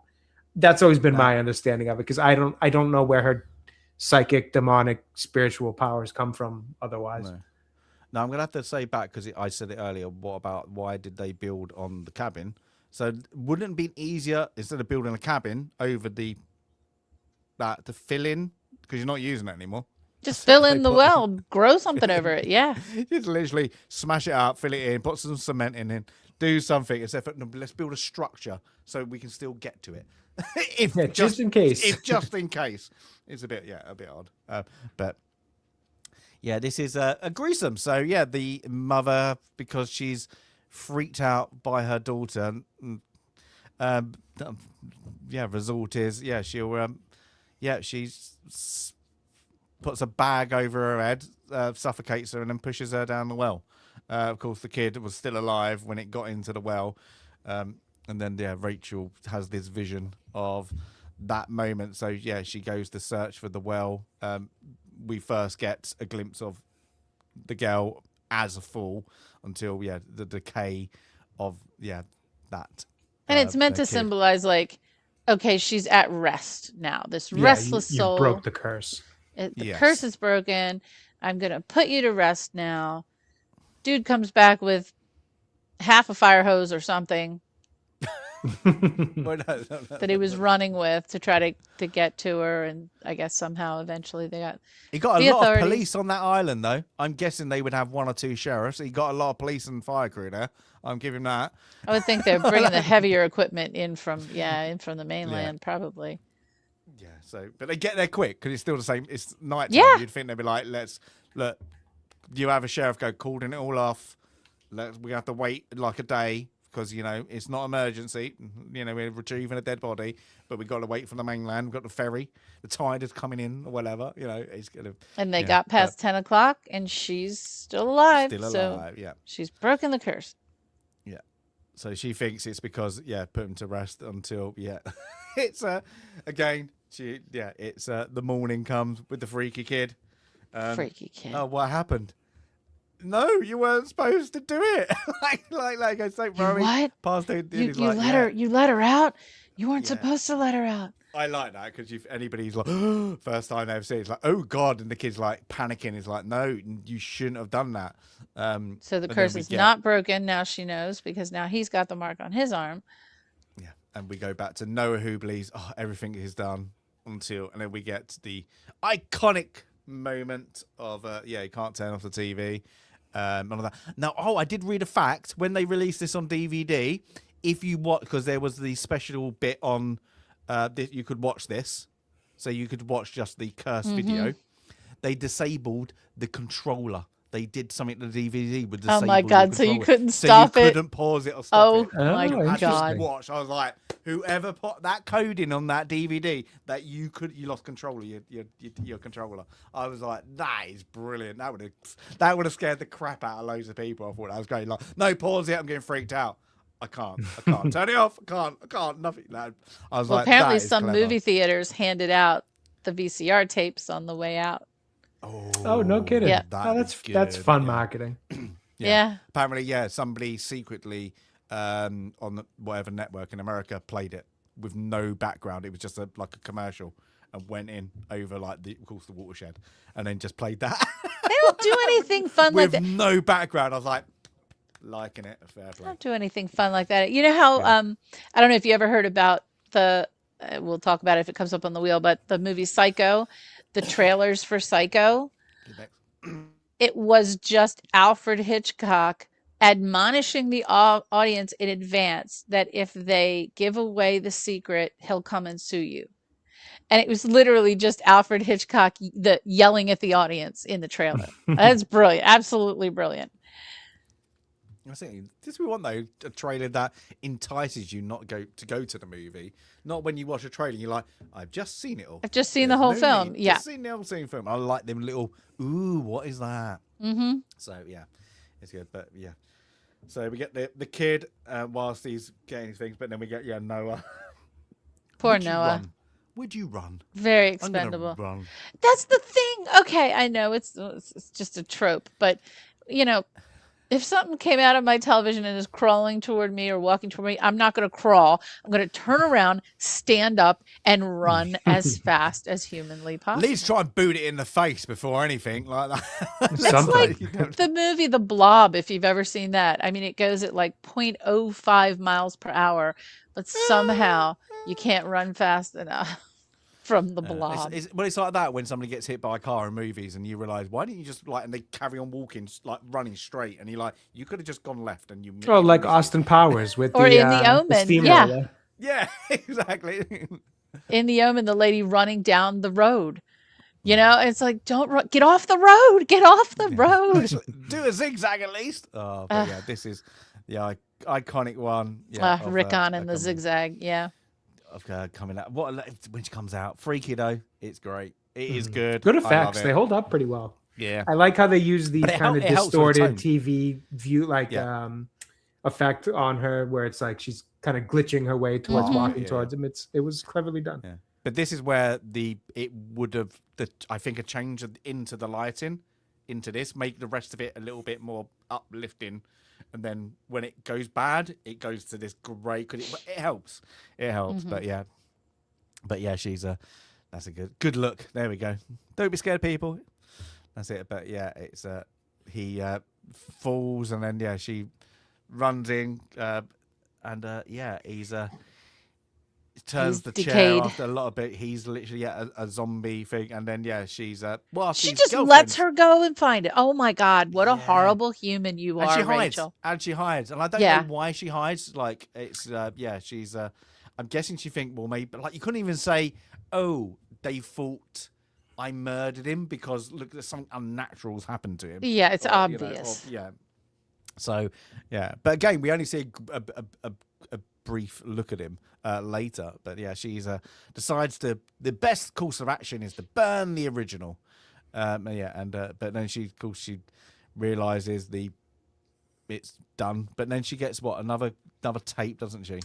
She's sitting there wondering why I think she even says like, what did I do different that they didn't? Yeah. And then she realizes it was that she made a copy of the tape. So once we got that, there we go. Good little picture there of him. So she realizes how that's the only conclusion. And then this is the kind of morality of this is to keep them alive. They have to keep on make a copy. But they have to that copy is going to be out there then, and they have to give the copy out because they can't destroy it.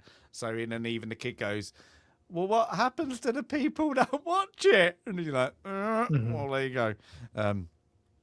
That's it. So it's the what you're gonna do. What you're gonna do. So it's because at the end you always see the ring. So I like how it just ends on the static. I think that's quite good. Mm-hmm.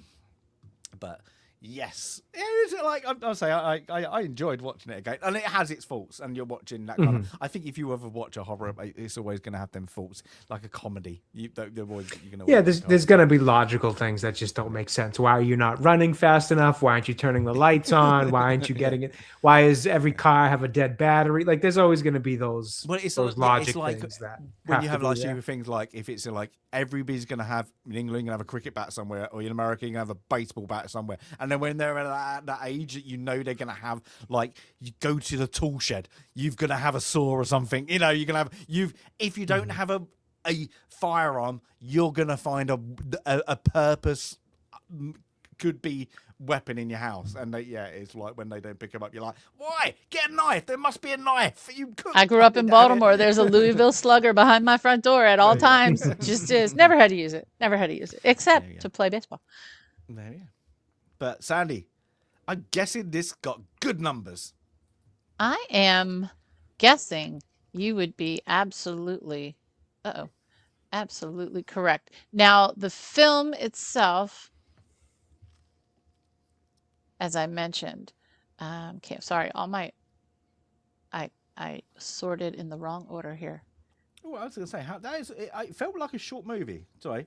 There we go. 1 hour 55. Yeah, less than 2 hours. Yeah. The book was written in 1991, and the Japanese film Ringu was released in 1998. The US version released in 2002, and all three versions slightly different, just slightly different in different ways. I think, Jay, you mentioned the son, you mentioned the story about the dad and how he met his end. So little details different in each story. The direction by Gore Verbinski, and I like when I saw, Gore Verbinski, I know that name, and I couldn't remember, like, as much as I recognized the name, I couldn't think of any of his films off the top of my head, so I had to look up the films. It's Pirates of the Caribbean or Caribbean. Oh, I was like, okay. Yeah. I knew the name sounded familiar as well. I was like, just also forgot to look it he's up. He's a famous director, producer, etc. And I couldn't think, but where do I know the name? It's got to be something that I love the Pirates of the Caribbean. And he did he didn't do the first one, but he did like the next three. He did the Dead Man's Chest and World's End, but nothing else. So why do we know? I'm just wondering, like, why do we know Gore Verbinski? Don't know. It's one of those names that just stick. Maybe you just remember the name. Yeah. Now the little boy, David Dorfman, he's not been really in anything else, as we mentioned when we were talking about the Omen character. And it was filmed, yes, in green, gritty darkness in Washington, Oregon, and in California. Now, what did the numbers do? Let's start with the Japanese version. It was the highest grossing film at the time in Japan. And it is still, I believe, the highest grossing horror film in Japan. So let's start with the US numbers. It was made for a budget of $48 million, and it took in $249 million. That would be $470 million today. So it was definitely a box office hit. Now, we still have this bias in our major awards, like the Oscars and the BAFTAs. We have a bias against horror. I think the bias... Sorry, keep talking. I'll be right back. Yeah, that's okay. Mm-hmm. I think the bias against sci-fi is slowly going away, and the bias against fantasy definitely has gone away, with the Lord of the Rings successes. But still, there's this bias against horror. So the Saturn Awards, which is the sci-fi, fantasy, horror genre type awards, is really the only place where a film like this is going to get some recognition. And it did win the Saturn Award for Best Picture, Best Actress for Naomi Watts, and for Best Makeup. The Japanese version of the film Ringu, and the book was named Ringu as well, it was made for a budget of, in American dollars, $1.2 million. And it made $19.5 million. While that doesn't seem like a lot, that's a 16 times profit for that film. Again, making it the highest grossing horror film in Japan cinema. Officially, and I say officially, there were 2 sequels to The Ring, the American version, because there was also a short film and some other films not officially associated with the story. And in Ring 2, I'm always looking for this. I'm shocked to find that The Ring 2 does include the Wilhelm scream, so you'll have to see. Apparently, it's at 1 hour 39 minutes that the Wilhelm scream is used in The Ring 2. And this film, the other thing I always look up is to see if the film is included in the National Film Registry. And this film is not included in the National Film Registry, but I'm not surprised about that. Jay, why don't you go first? Sure. So great pick, by the way. Oh, thank you, and great information there. That's actually interesting to know that it did so well at the. Oh God, what is the name of those sci-fi awards again? It already just slipped my mind. Is it Saturn Awards, right? Saturn. Mm-hmm. It's interesting to know it did so well there. I didn't realize that. So obviously it was my pick. For me personally, I just enjoy this movie. Kind of like Stacey said, even with all its flaws, and it does have many, it's just still an enjoyable watch for me. And I was happy to see that kind of held up, even though, this was legitimately the first time in, God, it came out in 2022. So I probably haven't watched it since like 2000. I mean, not 2022, 2002. So I probably haven't really watched it since like at latest 2005. So it's been about 20 years, maybe more, since I've seen it. But it just stuck with me because I watched it a million times when I was a kid because it was so popular back then. And I never got the chance to watch it, analytically as an adult, where I could kind of, at least in my opinion, dissect movies a little bit better than I used to, obviously, as a kid, when you're just kind of watching things to watch them. I know I'm no professional movie critic, but, I've watched enough that I can pick out some things. And this one does have its flaws, mostly in the logic of the writing. It's not as soundly written as I remember it being. I still think the idea is clever. Obviously, I can't give that idea total credit to this film because it comes from a book and a previous film adaptation. But I can give credit to at least adapting it in a way that I think worked really well for this American version. I'm going to be honest, there's not a whole lot to say about it in terms of the fundamentals. I mean, the acting is fine. I do think Naomi Watts does a good job.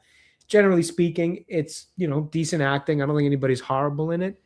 Not many other actors are asked to do very much outside of the Rachel and Noah characters. Aiden's character a bit. Brian Cox, I think, does well in his scenes.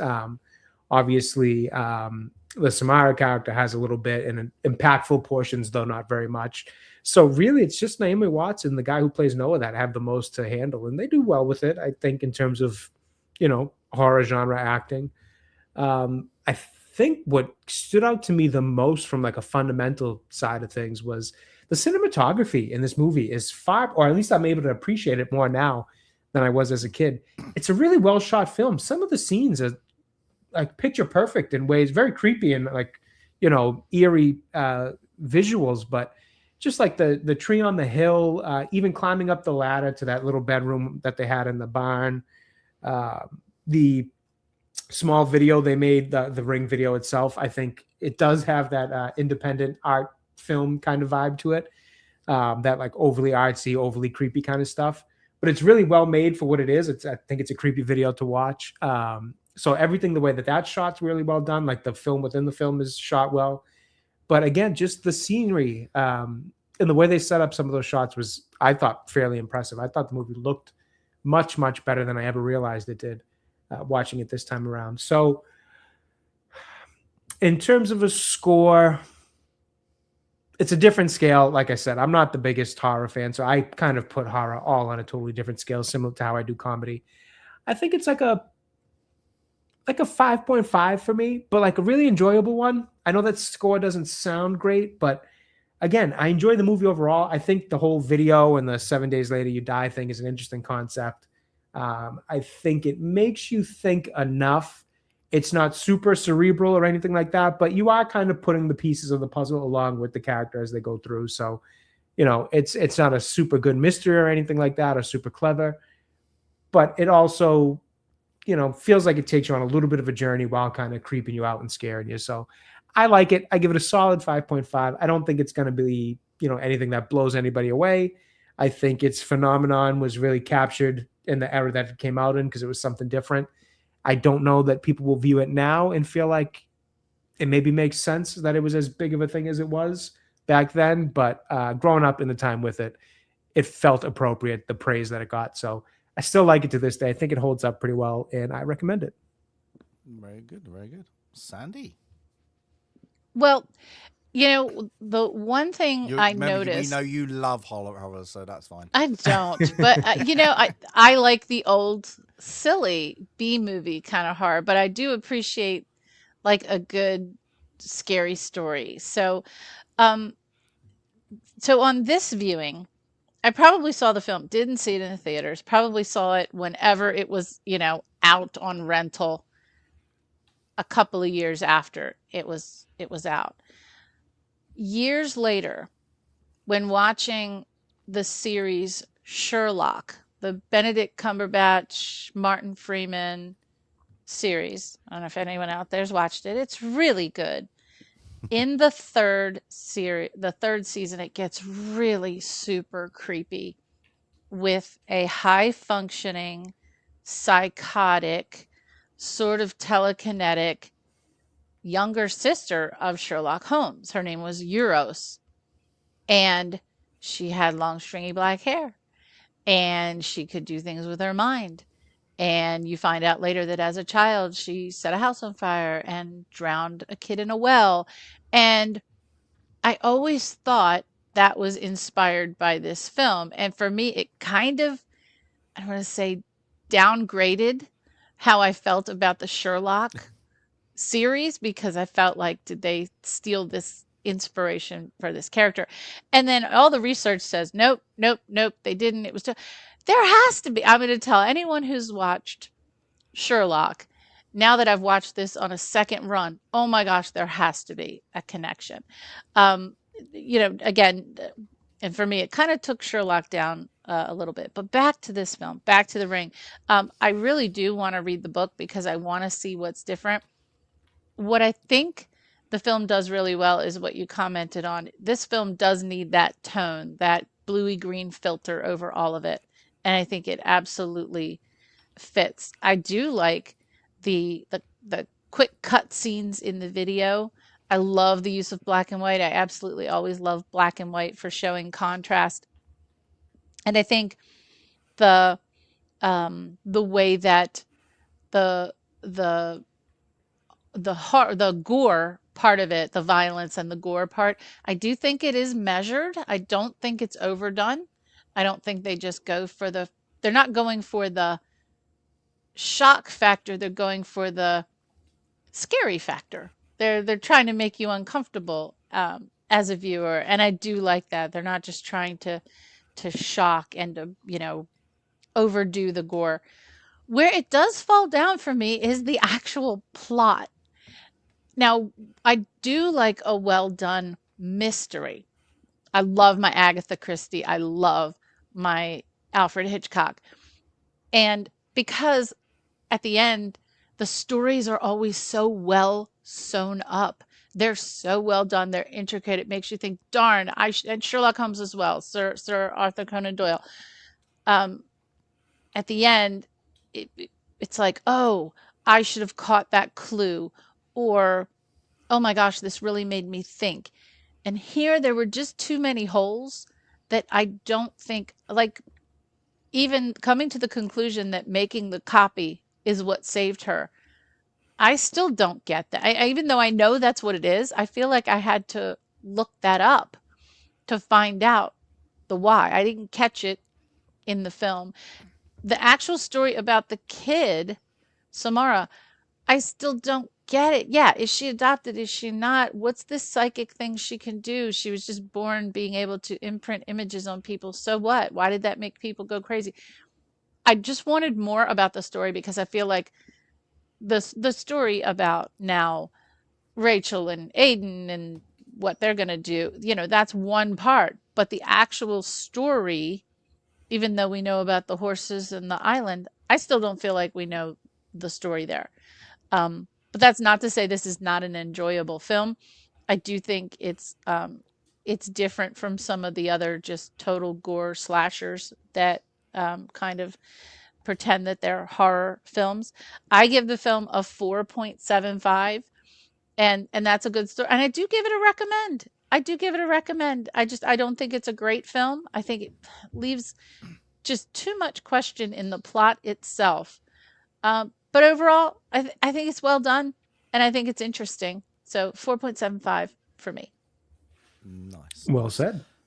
Now I'm going to give my score and explain why, because I can't help but comparison it a little bit. So I agree with your points, the plot. I'm going to give it exactly the same score as Jay, 5.5.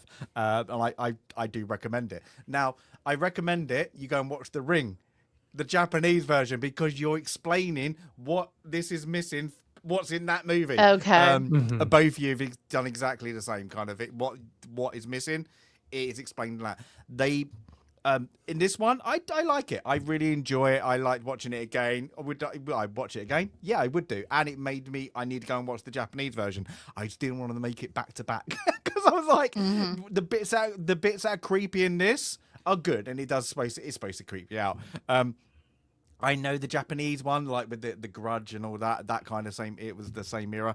They just went, oh, there's the American version, and they kind of dialed it down. And then the kind of how they pan it out in the Japanese is so much better, and they explain it in a true story sense, like, you know, that investigation. We still got like the journalists and all that, but it's more of a, you're being explained the in a way that you kind of know the creepiness is there, but when it comes, it's more creepy.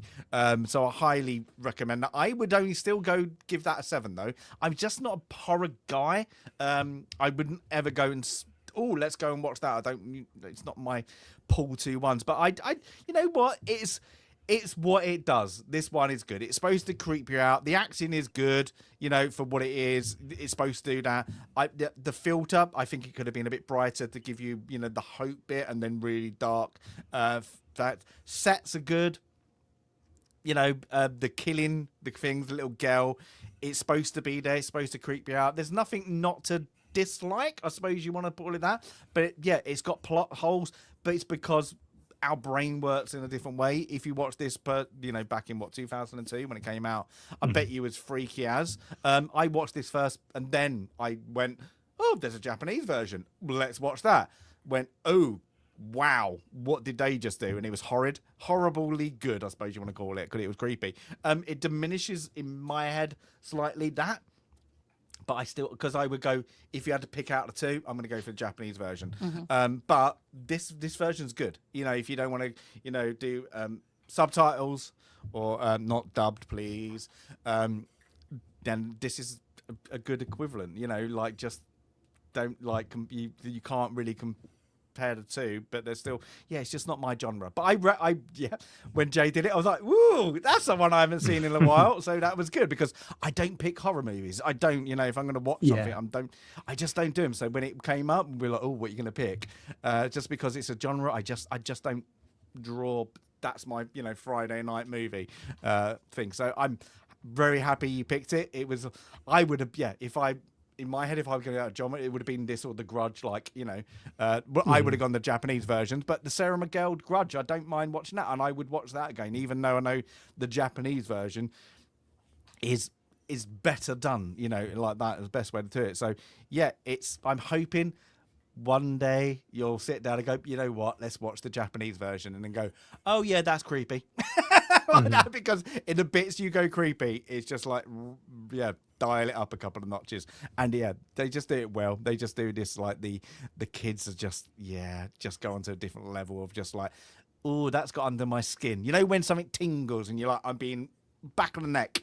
That's what those two movies do. Even though the plot in both of them nearly have a carbon copy, I think what the Japanese version do is what you've both said. The holes is like, where did they get the copy bit? It does explain it, you know, like that a little bit better in the Japanese version. You know, like the Anna, the Morgan story. It explains it better. The torment of the kid, it explains it, you know, not much better. It just feels like this when we need to edit it down to make it under 2 hours. It just feels like where the Japanese kind of, we're going to be a little bit more fast paced here because we can do it. I really enjoy both versions. which one do you want to watch? Just go and watch it. Yeah, if you want to go and have a little scaring Halloween time, a few months away, do it. You know, it's worth it. Yeah, don't watch it if you're going to watch a horror. Watch a psychological one, not a slasher movie.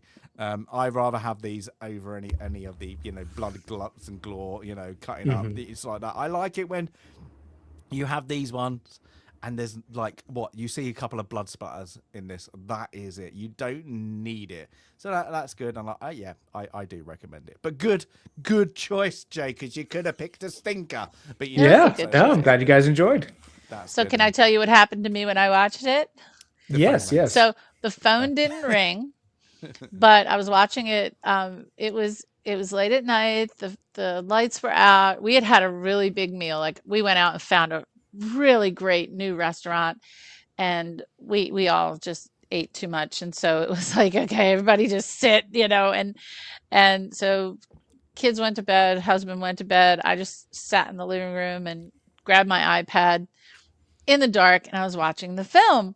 I watched the whole film. It was fine. But then I did look up some YouTube videos and things to try to explain the plot, right? What was the plot about? And I'm reading some criticism, as I often do. And I switched over to like a blog site, and I didn't realize that I thought I had closed out of YouTube, and I didn't. I just minimized it. So while I'm reading this long blog, right? Long, perfectly, absolutely quiet in my house. Somehow a video on YouTube starts, and it was the television sound. I jumped 50 feet in the air, and I was like, because it was so silent, and all of a sudden you heard, oh my God, like the television came on, and it was just, I guess, a trailer, but it was kind of sitting there festering in YouTube without making a sound until it just snuck up on me. So yeah, I did have my little jump scare. That's what we watch other horror movies, and that makes a good one, because if you went past the static, you're instantly, your brain be like The Ring. It's like that. So this is where, like, it's a simple trick. But it's like, would it work? TV, we said like today's technology wouldn't work. But back in the day, if that ever happened to you, like you'd be like, all right, whatever. Where's the remote? Turn it off. So yeah, it's one of those ones that kind of just play in your mind, that reminds you, go, yeah, that was freaky. So no, yeah, I love him. Oh, so Daryl says the film Kokuho has, I guess, outpaced Ringu and is now the highest grossing film. I wonder what that is in America. I wonder if that's going to become an American film. It's a new release, is it? Kokuho. Never heard of it. I'll have to look that up. See what's on it. Yeah, I haven't heard of that. No. So, but now, Jojo Rabbit's next week. Now, I know we did the trailers. I'm not going to do the trailers because I've been having trouble getting that past the whatever strike. But we're ahead. We went one ahead, I think. We had, because we have Little Voice. So, yeah. So we're one ahead at the moment, but that's fine because we're going to add. So we're going to go around the wheel, one each, and then we go around again. Now, awesome. That's it. So I was going to go one new, one old, and then I kind of didn't. I was going to go, let's just try and do that. So I've got one when I was watching cinema, in my teens, I suppose, and then a newer one. So that's it. I went new. Oh, okay. That's awesome. it. Not proper like this year new, but a new one that's been out. So I've done that. Sandy, what age group did you go to? Era, sorry. Probably my films may have the greatest distance between them. Oh. Dun, dun, dun. Yeah. That's interesting because mine probably have the least distance between them. Oh, okay. All right, then Sandy, you can go first, and then Jay, then me, then just Sandy again, and we'll go around I the get wheel. to go first. Wait, I have to see what year this is now. Sandy, also get Excel up, add it to the list because I forget. Yep. Add it to the wheel. Hang on. All right, I'm getting the years. I'm getting the Excel. I got all these multiple. Okay. So my first, and by the way, I thought we were exchanging some IMs, and I thought we were just going to go musicals. So following our, we had a conversation about musicals, love them or hate them, but There are some classics that were not on the wheel. And just like All Quiet on the Western Front, that I feel is like, it is the first good war movie. It is the prototype, 1930. The first musical that really You're doing a musical. Oh, okay. set the stage, literally, and set what became the meme and what became so many quotes and so many tropes throughout future musicals. 1933, Busby Berkeley himself, 42nd Street. It's all tap dancing. It's amazing. I know every song, and yes, I know every dance. I was a tap dancer. I am still tap dancer. The story is the typical young, struggling dancer. She's good, but she's not great. Peggy Sawyer, great American name, Peggy Sawyer. And she finds her way into Julian Marsh's production. This is during the Depression.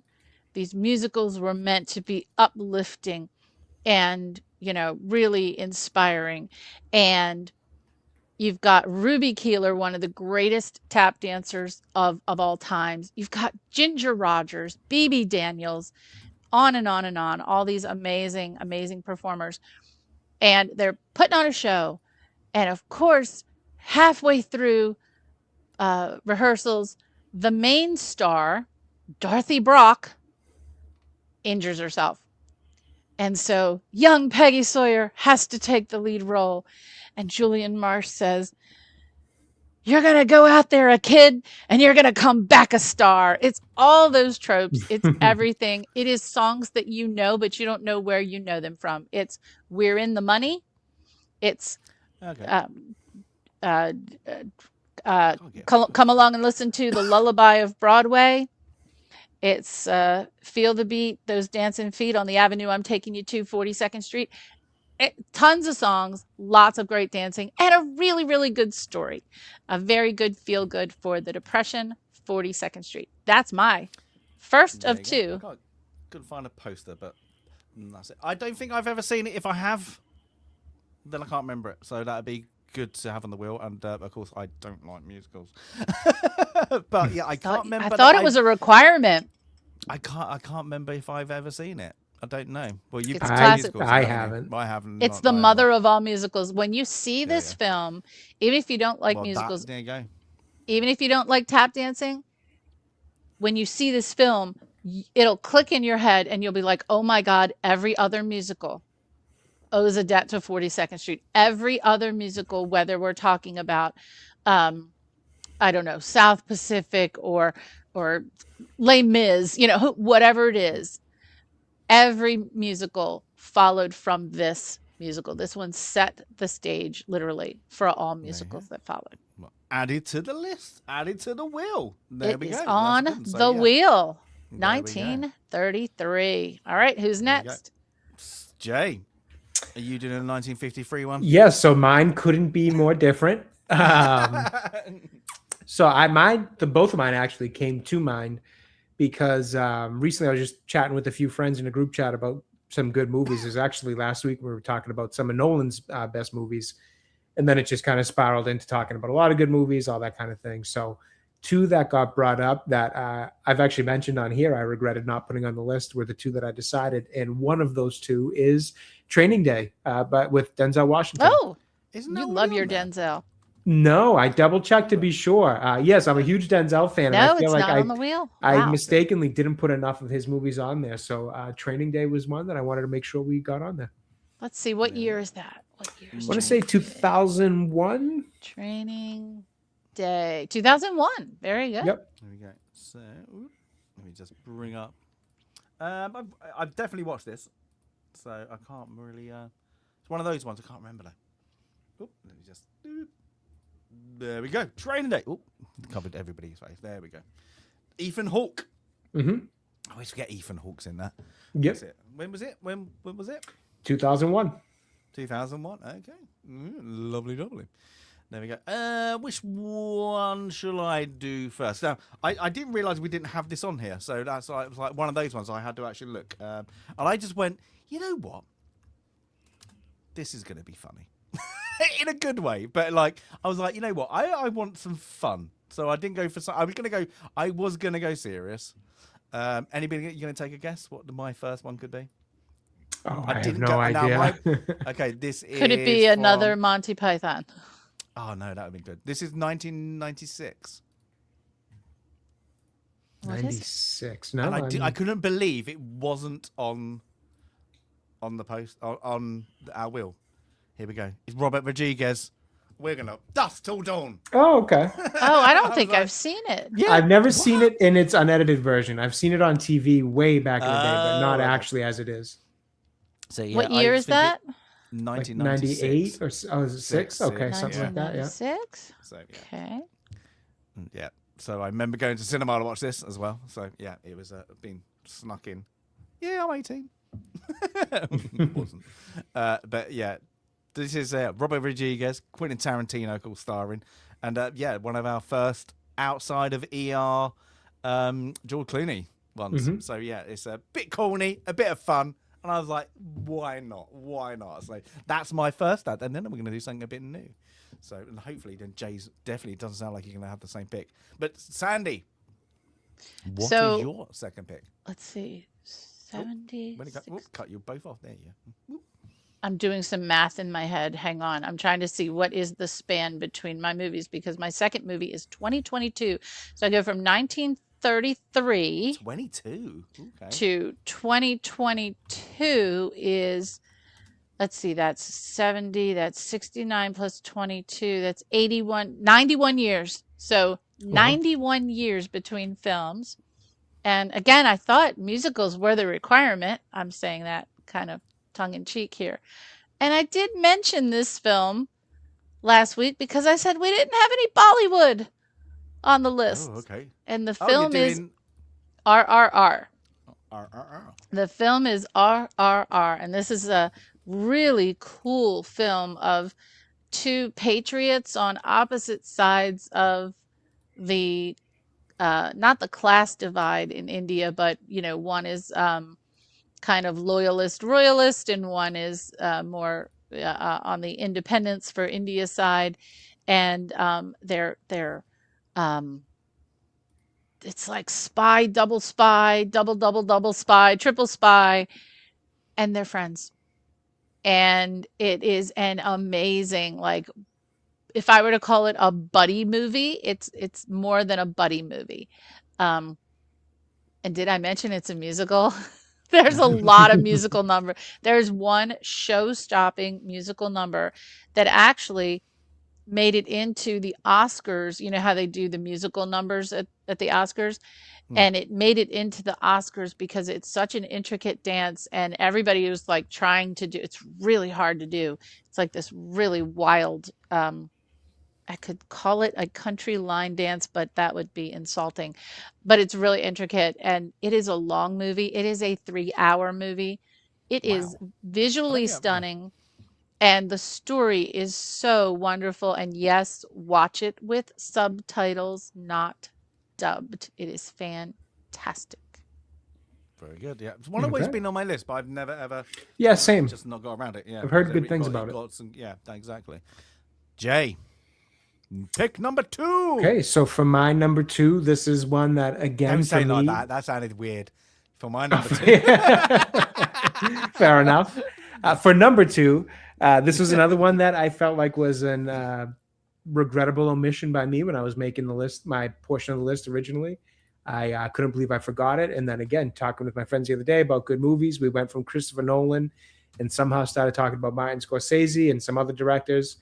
And one of his that is very fitting in terms of being my choice is one that I couldn't believe I didn't put on in the beginning, and that is The Departed. The Departed is not. I knew where you were going with that. I can't believe that's not on the list. Yeah, I would have thought I'd put it on there, and I did not. So it was just kind of chatting about it. Remembered how I think actually we weren't even talking about Scorsese. We were talking about Matt Damon because of The Odyssey. Yeah. And from Matt Damon and The Departed connection, we started talking about Scorsese. This whole long conversation about film, which was fun.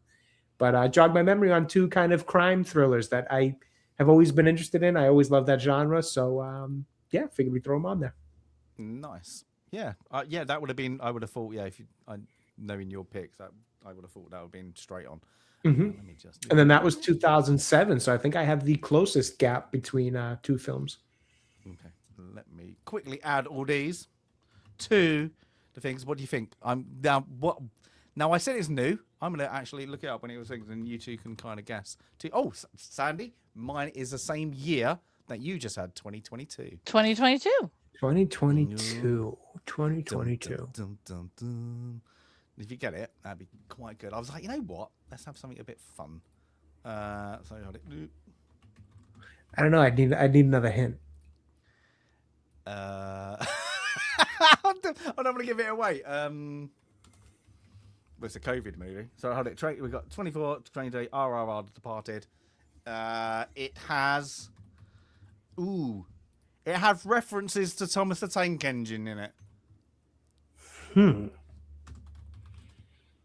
2022. I do not know. Yeah, I don't know. Okay, it has stars. I'm just going to give it probably away. Sandra Bullock in it as a very minor role. It's not Bird Box, is it? No, it had Brad Pitt in it. Oh, Bullet Train. Yeah. Oh yes, Bullet Train. Thomas the I thought we Tank had this Engine. on there. No kidding. I was like, "Where's the train? Bullet Train." There we go, Bullet Train. I had lips. I was like, you know what? Let's have some fun. So this was a fun movie. Things. Yeah, and I think it's very because it was a COVID release, wasn't it? So, yeah. So there you go. So a little bit different. I've gone for I went to action packs, and Sandy, you went for musicals. Musicals. Well, one of them isn't are also very action packed. It is very action packed. It's everything. That film is an I mean, literally, if you could call a musical an epic, it's an epic. It really is, and it's wonderfully shot, like I said. So yeah. Interesting. Yeah, I was going to take the spectrum, but I was like, no, let's not do that because I was thinking, genres could come up and on the wheel and do that. But as we can't do Jojo Rabbit, well, I'm not going to do it because I'm just having problems getting things. But that's next week, so we're going to do that. Should we just do the wheel after 2 years and be one advance, and we won't do one on Jojo Rabbit Day? Yeah, that's fine. Let's do that. That's fine. That's it. It's going to be another horror. Now we're going to get. But I don't think we got any other horrors on there that is an actual horror. I think it would just be mine and Sandy's. We've got more creepy horror, psychological. You've got the Omen, haven't you? I got the Omen on there. There we go. So I think we've only officially had Event Horizon, Halloween, and now this one. There you go. But the new ones. Oh no, I've got a B horror. Definitely got a B horror movie. So yeah, that's definitely. We did have Critters, so that was Critters. Yeah, that was something. That's a B. That's a B. I love it. It's going to be one of my weird ones again, isn't it? Let's do this. What did he make us watch? Again, we haven't had a martial arts though. No, not a proper one. There we go. And we're slowly. This will be. Episode, what is it, Sandy? This will be, I'll put it on the list. What was it? This will be 94. This will be 94. So we're creeping there. We're going to, I bet we get something so bizarre. We're going to get something weird. Something weird like, what was this? 100. And I think there's only one weird French one on there. Maybe two. No, Children of the whatever. Happy Scary Carnival. What the hell was that? Lost Children City. Oh, so Jesus funny that you mentioned that movie. So I actually meant to send you guys a screenshot in Discord because I was recently doing some research for a video that I wanted to work on PlayStation 1, the original PlayStation console, and some of the games on it. And I was watching a video just kind of reminding me of some of the games that I've forgotten over the years.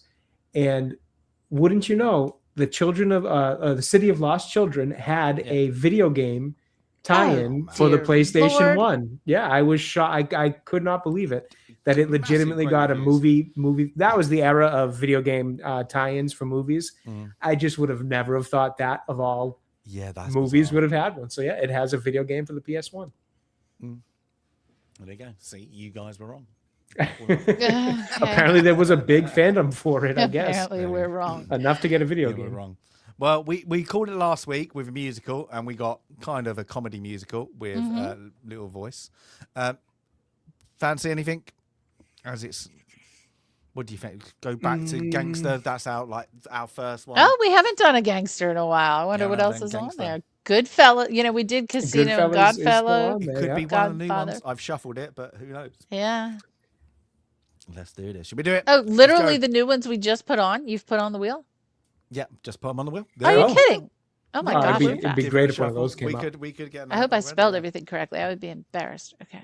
Well, I took it from IMDb, so there we go. Better. we go. Safer. Ready, steady, let's go.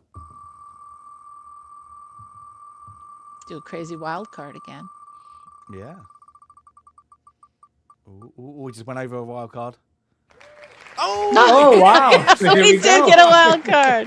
There was right, two. cool. I saw wild card. I didn't see the red wild card. Oh, we're back to my favourite time. Is we're having a game. It was definitely worth doing one more wheel for the 2-year There anniversary. you go. then. Everybody loves a wild Yep. card. Oh, okay, well, let's get this up. You Now know- wait. Now how did we get our last wild card? It was What did it end up? Oh, Jojo Jojo Rabbit. Jojo Rabbit. Yeah, yeah, it was Jojo Rabbit. Jojo Rabbit. Taika I think- Waititi. I Okay. think we picked the Overlords.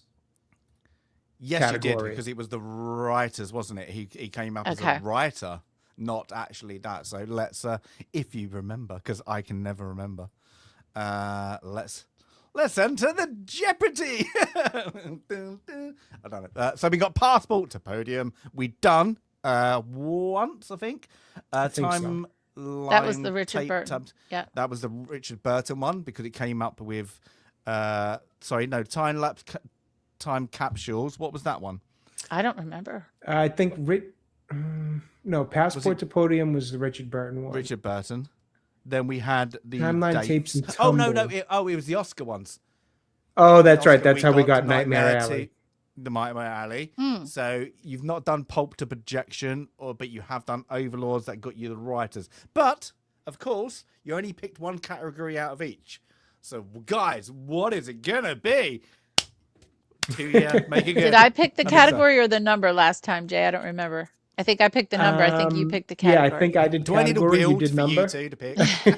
I'll go ahead and pick Pulp to Projector, and then you pick the number. And Ooh. I'll pick number 3.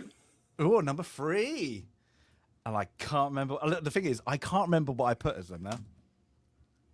Oh, ooh, Newspaper, news or magazine to film. Ooh, good one, good one. Okay, there we go. I know the best newspaper story to film, What's which that? then became a book, is In Cold Blood. That's good. That should be on your list. But now there's a wheel. Yes, there is. The first one that comes to mind for me would be Spotlight. Was a pretty good Oh, yeah. one. Yeah. Haven't gone to Catholic school. That's a big one. Sorry, I'm going to actually. Sorry, I'm looking at because I've got so many now lists. I have to find the right wheel. All right, and then. Ah, yes, this is it. Yes, this is it. I'm just going to give it a quick shuffle. Give it out a shuffle. And this is going to be like, what's going on? Okay, let's share. So, of course, this one was the... Oh, no, hold it. There we go. The news. Is everything off the news? So you might... Can we see there? So we got some other ones. So this is everything that has ever been written originally in a newspaper or a magazine, then made into a newspaper, into a movie. Wow. So that's it. So they're originally... And I'm guessing... what's the name would have been on here? Serpico. Serpico, and wasn't one of our the dancing one. Saturday Night Fever, wasn't that originally from a? It was a magazine article, yeah. Yeah, there you go. So that would have been it. So we got some good ones on there. I see we have Nightmare on Elm Street is one of the ones there. I see War Dog Day Dogs. Afternoon. That's a There we great go. one. Yeah, Boogie Nights as Awesome. well. So let's find out what it's gonna be. Dum dum dum dum. Top Gun. It could be that. I think this is the smallest wheel because it was quite hard to do it. But let's find out what we're gonna get. Dum dum dum dum dum dum dum dum. Whoop. And you asked for Gangster. And there you go. American Gangster. American Gangster. I had no idea that was a magazine article. See, New York Magazine. So yeah, I'm guessing this comes off the wheel. I think this is on the wheel, isn't it? Yes, I put it on. There we go. So this comes off the wheel. Let's get the trailer for American Gangster. There we go. We asked for Gangster. 2007. I watched this probably around about a month ago. How weird. That's weird. We're very psychic. It must be the Ring influence because I shouted wild card while it was spinning. And we said Gangster. I think. Yeah, I and I put a Denzel movie on just a few minutes ago, too. So we had Denzel on the brain as well. There we go. So, yes, the wheel listens to us all. Let me just get the trailer. That's good, though. I like that. But you got more then. So you kind of get an idea where the Jeopardy thing... Yeah. it's coming together. There we go. Right, let's pause that. But yeah, here's a good one. So I've got to remember to take this off the normal wheel. But here we go. American Gangster. If he wants to start. The man I worked for had one of the biggest companies in New York City. He didn't own his own company. White man owned it, so they owned him. Nobody owns me, though. Most important thing in business is honesty. Bribery, extortion, integrity, hard work, murder, racketeering, family. Never forgetting where we came from. Who is this guy? See, you are what you are in this world. That's either one or two things. Either you're somebody, or you ain't nobody.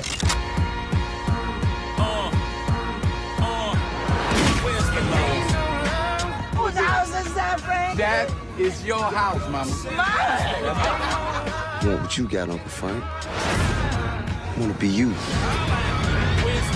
My investigation indicates that Frank Lucas is above the mafia. Who does he work for? Which family? He's not Italian, he's black. No black man has accomplished what the American mafia hasn't in 100 years. They tried to kill my wife. Frank Lucas is the most dangerous man walking the streets of our city. This is my home. My country. Frank Lucas don't run from nobody. This is America.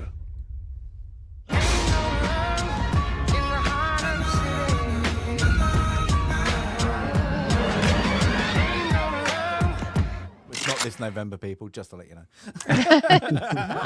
It will be good. I'm looking for August. that. Yeah, we go. A good old gangster.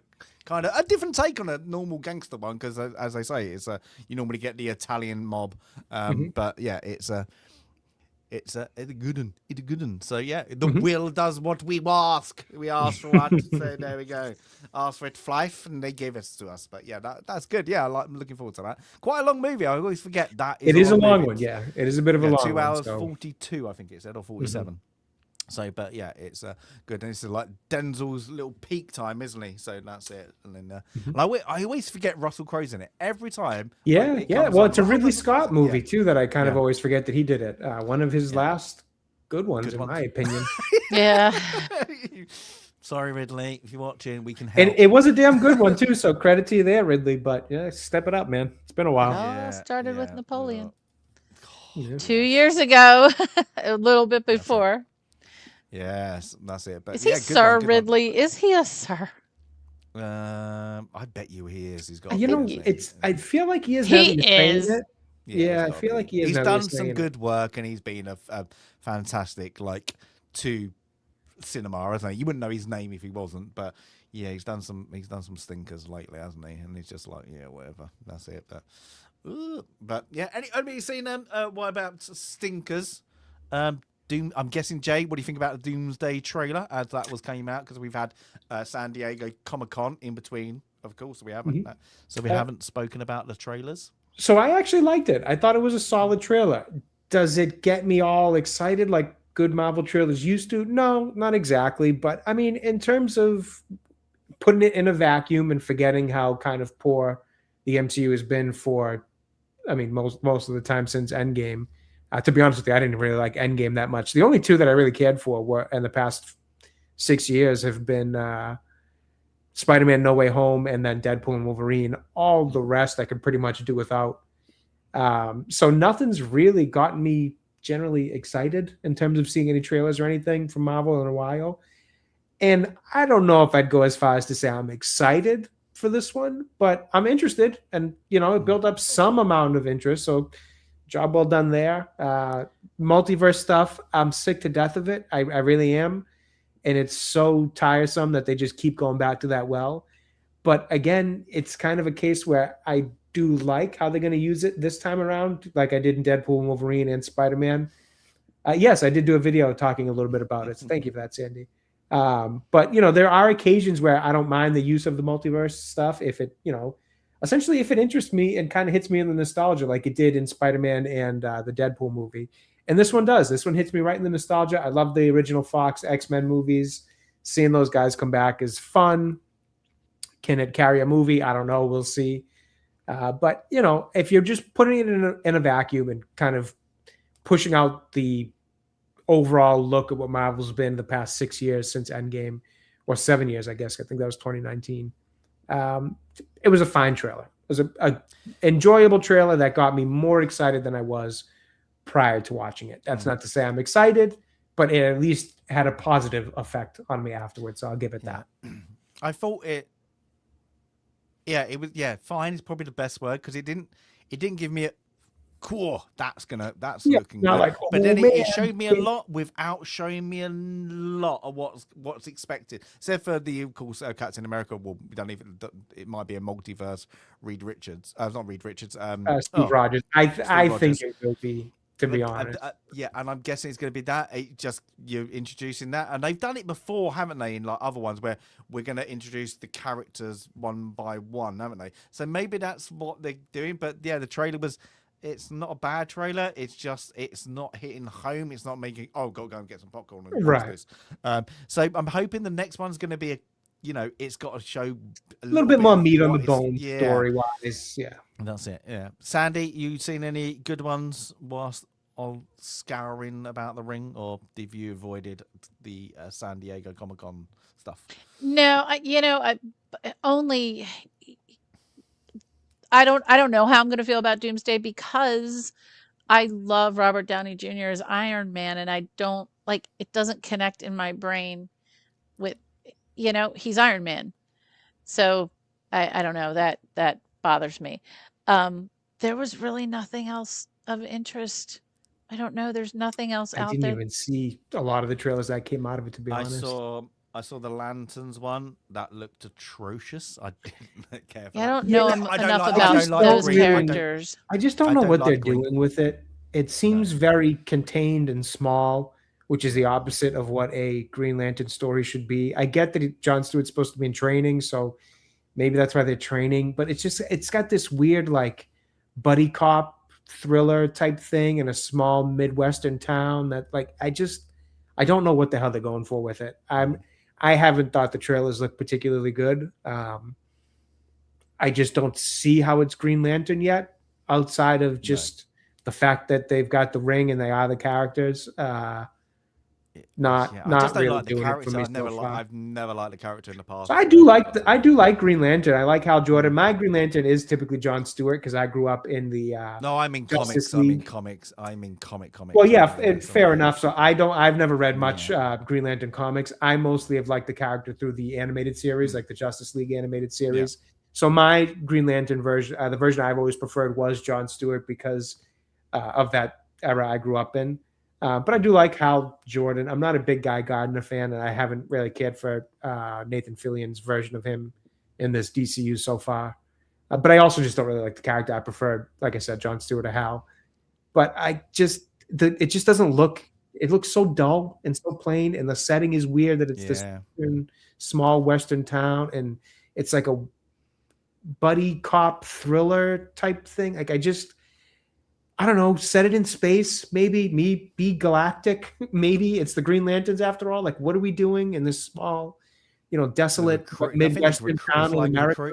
I think they've gone down the Men in Black. We're recruiting somebody else. Yeah, it feels. It's funny you say that because I felt the same thing. It does feel like it has a little bit of the Men in Black feel of the older kind of grouchy, guy who's been in this crazy world that's not usually what Earth knows of, aliens and stuff. That grouchy kind of veteran who's now bringing on the younger guy who's got to learn. Like I also picked up a little bit of that Men in Black vibe, just with less comedy to it, trying to be more serious, which I think defeats the whole purpose of that Men in Black vibe, because it was that old grumpy, grouchy Tommy Lee Jones character that played so well with Will Smith's high energy, comedic, doesn't take things too seriously character. This just feels so grounded. It's not even grounded, just really, really bland, and just, I don't know, it just looks boring. It looks like it misses. It looks like it's going for that Men in Black vibe, but misses it entirely. We'll see. I don't really have interest in that show. I had the feeling it's going to be a chore to watch. No. Then what was there was the Resident Evil new film. Didn't even know they were doing it. I've known they were doing it. I thought the trailer looked okay. That's what I've looked good, honestly. It looked okay. I was like, you know what? I don't mind it. And you can't. And the worst thing is, you say, anybody's like, well, it's not like the games. But the first ones with Mila Djokovic, like the games. Well, yeah, from what I understand, I've never played the game, so I don't know anything about Resident Evil games outside of zombies. And it's, not for nothing. Every single movie, it feels like that they've tried for Resident Evil has been a failure, whether they depart from the games or try to do things like the game. Shoot 'em puzzle game. Yeah, so like they've all been failures. So like, again, I don't have a dog in the fight here or a horse in the race, however you want to put it. Saying that, Mila Djokovic is like Fast and Furious. There's a lot of them. Oh, those never stop. So I don't have a background in it. Like I say, I got no horse in the race. I don't have a preference to how they do these stories. Yeah. And I can understand somebody who's a huge Resident Evil fan saying, no, I want to see Leon. I want this. And I get it. But as an outsider looking in, I think it looks like a good trailer. Yeah, I didn't mind it. It looks like the best quality Resident Evil product I've seen thus far, for whatever that was. I won't go to cinema. I will wait. But it looks good unless there's a big hype about it. Yeah, that's it. The other one, the Clayface trailer, I thought also looked fairly interesting. I was like, I get it, and I was interested in it. Girlfriend was like, that's weird. I ain't gonna go and see that. What's that about? And I was like, ooh, yeah. How are you gonna get people who are just don't know anything about Batman or his robes to say Clayface? And I was like, which is why I always thought it was a weird choice for one of the first films, the first 5 films in this. I don't know what's going on. And it was, I don't know what's going on. This is a bit bizarre. And I was like, I can see that. I think that's going to hurt. I think that's going to hurt it because that's got to come out banging. And I don't think it's even going to have that much word of mouth. It's going to need, I was just going to say, it's going to need word of mouth if it's going to have a chance of doing well financially. And the weird thing they're doing too is, and this is where I think James Gunn's idea of a totally interconnected universe is going to be difficult to do. This Clayface has technically shown up in the Creature Commandos animated series that they did, which was awful, and I don't recommend watching. It was a waste of time. But he shows up in it. And if I recall from what I remember watching, is kind of like, he's definitely, imposing as a villain, but I feel like they played him as kind of a dummy. If I recall, I'd have to go back and watch the scenes he's in. I probably won't because the show is terrible and I don't intend on ever watching it again. But so it's already like, again, we're going to get an origin story for him, but it's a character that's been established in a small section of this DC universe that if I even asked people if they've seen Creature Commandos, they'd probably look at me like I had 10 heads and wonder what the hell are you talking about? So weird choices he's made to kick off this universe so interconnected and with such obscure, weird characters and choices. Like, again, I like Clayface. But I'm a huge Batman fan. I like all of his rogues. I don't know that most common moviegoers who have seen every Batman movie even know who Clayface is or that he's a villain of Batman, because you have to know more than just the movies to know that he's in Batman. Like, if you're going to start and do a villain one, you only have to do Joker, right? Which you already did, and you knocked it out of the park with Yeah. one, but it also wasn't really leading to a Batman story. Yeah. And then you blew it with the second version of it. So that's already kind of done and over with. They're not going to be touching Joker as a one-off or villain movie for a while. So with Penguin or at series least doing well. That's it. Well, I was going to say, at Couldn't touch least you could maybe do Penguin, like that's somewhat more recognizable as a character, but that's already off. They and killed running. like Riddler, like Riddler. the Jim Carrey Riddler just is atrocious, and the actual idea of someone who can do mental gymnastics in a way that the world's greatest detective would have to figure it out. To me, like when you think about their strengths, put their emotions and their backstory away, that's Joker. But their intellectual level, it's Riddler and Batman, and no one's done that right. No. Like, yeah, I'd love to see something with the Riddler. Yeah. I mean, again, there's a lot of, I mean, Batman, one of the reasons I like Batman so much is his rogues. His rogues gallery is phenomenal, in my opinion. I think it's one of the best in all of superheroes or heroes. It's just, again, and it's not even that, like, Clayface isn't a deep cut. If you know Batman even just a little bit beyond just the movies level, you don't have to be a super knowledgeable Batman fan to know a good, swath of his villains. And I think Clayface probably fits into the category of ones people would know, even if they just know a little bit more than just the movies. But if you only know the movies, which a lot of people and general audiences and moviegoers pretty much only know the movies because they're not, that interested in Batman. They're not even they're gonna hear Clayface and not put two and two together that, oh, that's a Batman villain. Like it's not the same way they do with Joker, or the same way you could maybe, Lex Luthor with Superman or something. Like, I don't. It's just they needed to add. It looks something interesting. Like it's a weird choice. It'd give me a Gotham setting. Like the trailer it doesn't do it. Yeah, it just missed. I think that's going to hurt. And then what do we have? Blade Runner 2099, is it? I think that's. Oh, was there one for? I didn't see that. Oh, I'll have to look up. Yeah, I don't get the hype about Blade Runner ever. So that's my take on I'm going to be honest, and I know everybody complains about the Ryan Gosling one, and that it's nothing like the first. I'm going to be totally honest. This might be a hot take. I don't think the original Blade Runner is all that good of a movie. I don't think it's very good. I don't think it's awful. It's just, it's boring and it's uninteresting, and I think it's a little bit disjointed in storytelling. Cult recognition. And it's I don't a cult get why. dystopian classic. I do not understand why. But is it good? I wouldn't watch it again. I legitimately wouldn't, unless it comes up on the wheel. If one of you guys put it there, I have no intention of watching Harrison Ford's Blade Runner again. And I think, and this is what I always. It got panned not just by critics. It got really panned by everybody who went to see it. Everybody I assume people loved it right out of the gate. No, when it first came out, all the critics hated it. All the I don't get it. I don't think it's a good movie. And then over time, it's just got this gravity. We don't have it on the wheel. No. Yeah, and it's been gravitated to on a podium that I don't think it deserves. And then the Ryan Gosling one it's again, there's parts of it that the open scene I kind of like, and then the rest of it, you've just done the boring parts. Please go away. I liked the Ryan Gosling one better than I liked my experience watching the original one, to be honest with you. I don't think Eva's a great movie. I definitely don't think the first one is. And I don't think the Ryan Gosling one is either. I would watch it again before I watched the original, just because I found it more, at least visually entertaining, because Denis Villeneuve did that one again. And I do think it's another case of his where it's a bit more style over substance, which tends to happen with some of his movies.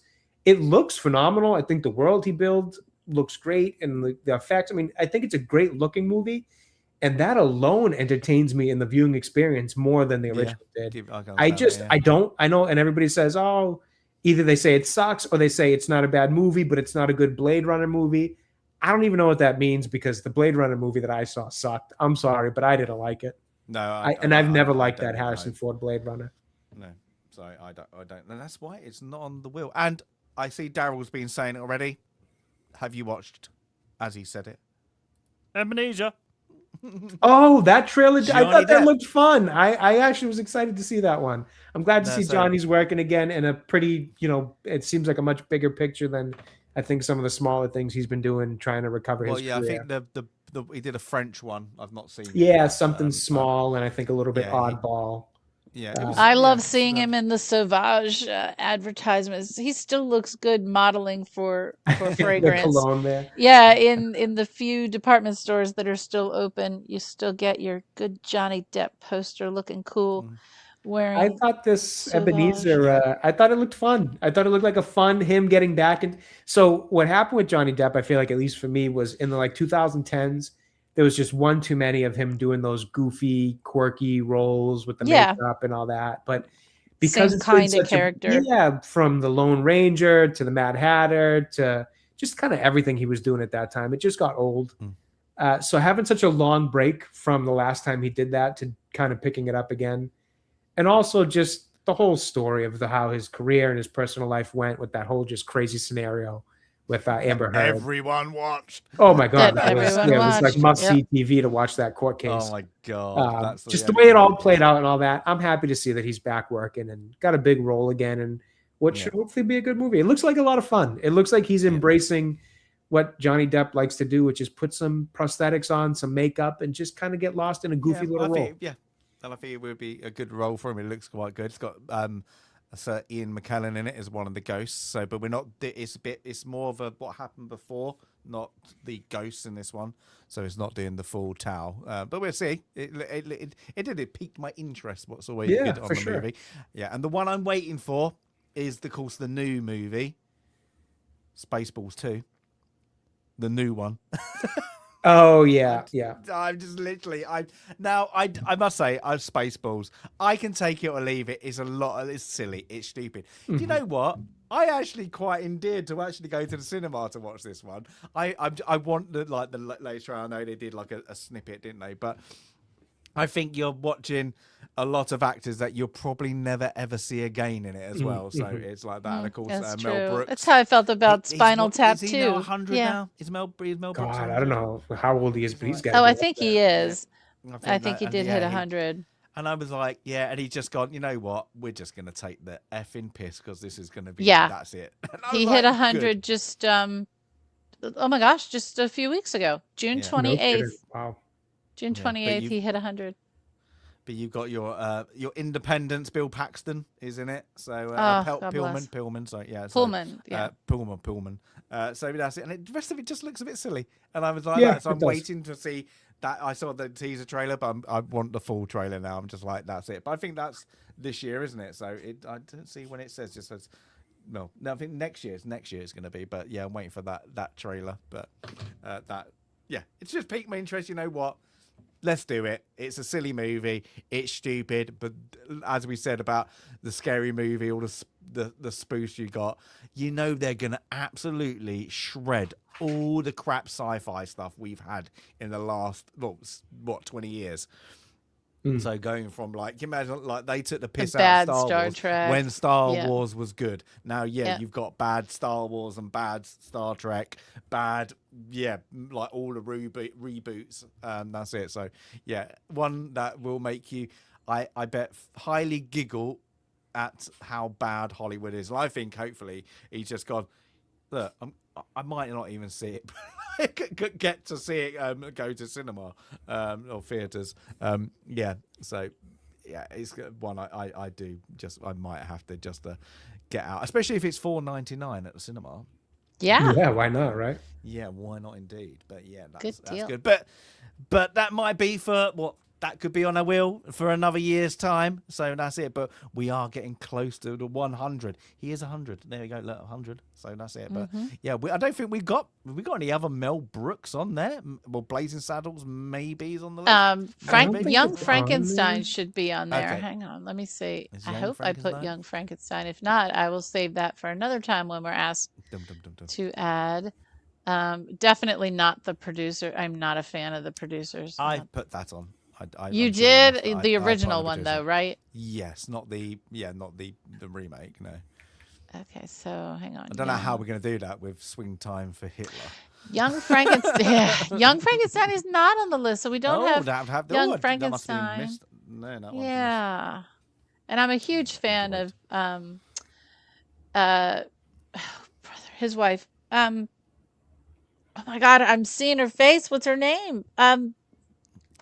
Holy moly. Brooks, Mrs. Brooks. No.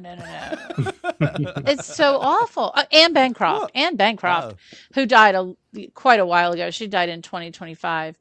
But I'm a huge fan of her. She was in The Graduate. She is the lady in 84 Charing Cross Road. She had a background bit part in something we saw recently, Waking Ned Divine.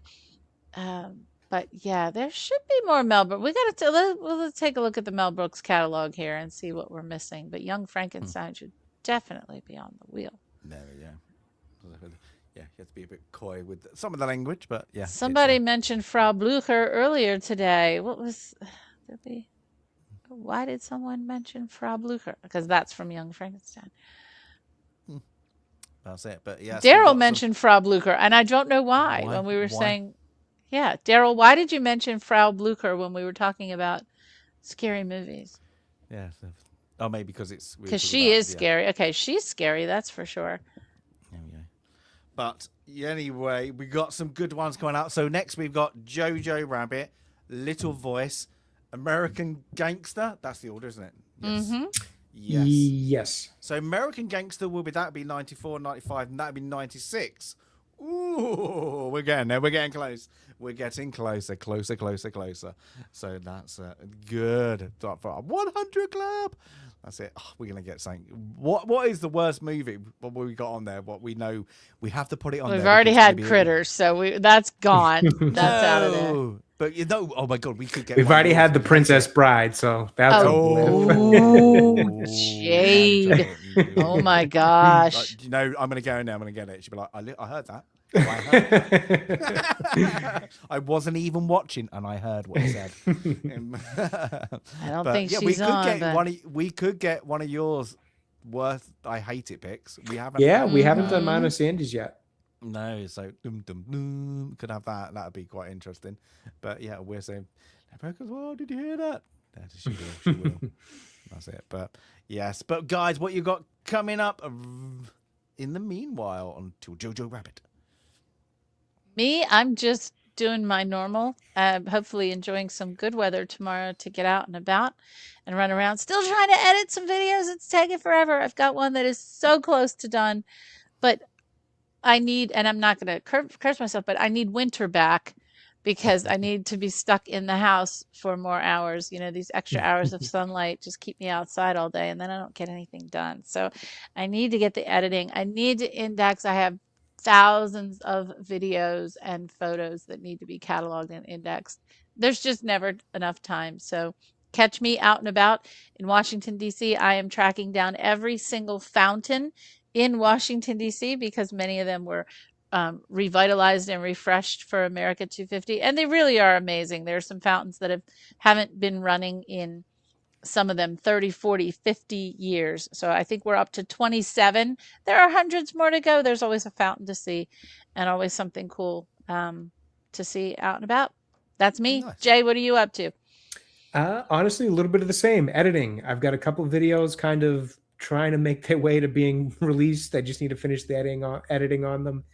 Then I have to watch a new movie that I'm really excited about. Avatar: The Last Airbender released a new animated movie that's actually written by the original creators. I saw that. Yeah, so it's actually legitimately a work from them, not another Netflix or other adaptation of the original works. Yeah, I ignored the trailer because I was like, "Oh, it's Hollywood. It's one of their crappy." No, so this is actually from I believe the first thing from Avatar Studios, which is the studio they set up to continue Avatar: The Last Airbender lore and projects and things like that. Okay, so I believe this is the first thing they've done. I could be wrong on that, so don't quote me. But this is actually from the original creators, I believe, not somebody else who wants to destroy their work like Netflix seems to continue to do season after season now. People I feel like don't even realize it. They've released their second season of the live action show like a month and a half ago, and it's awful. They've completely butchered the story even worse than they did in the first season. So it sucks. I actually stopped watching it like maybe halfway through the season. I will eventually finish it, But there's just points where like I couldn't stop rolling my eyes that I had to just stop and walk away from it because it's just not good. So hopefully this is something actually good from the original creators who know the lore and know how to tell the story the way they want. So going to be watching that hopefully tonight, and then working on another video for that as soon as I'm done editing the other two that I'm working on. So just as always, the life of a struggling YouTuber trying to live a life and make videos. That's it. I'm still doing my 100 edit of what you guys don't know. I And the worst can't thing wait is, to I see have whatever wait. this is going to be. I have to get to the end, and that's it. And until I can do it. So yeah, it's going to be a bit of fun. But I'm doing that. Otherwise, jump in, jump out when I can. That's it. Really busy at the moment in the real life. Unless I win the lottery one day, then Wouldn't I'm that be going on something? holiday. I'm going on a long holiday. That's it. But Film Club will always be here. So that's it. That's it. I'll make my own movie. There we go, and put you two in it. Yes. There we go. Just arguing TV blocks. There we go. There you go. There we go. But guys, I hope you enjoyed our little, not so, well, it's special because it's 2 years, but we're waiting because it's so close to the 100 to do the special things. Sandy will have quizzes, so make sure you've watched all the videos. If Every you've single not, you're one gonna you have fail. to watch. Yeah, you have to go Beginning back. to end. Yeah, so that's it. Yeah, because we don't remember what we said, so you're going to help us out. So that's all good. But everybody, I hope you have a great rest of your Saturday. Oh, hold it. Anybody to raid? I always forget. They're going to raid. Who can we do? Anybody there? I don't see anybody. Let's see if we got anybody on the list.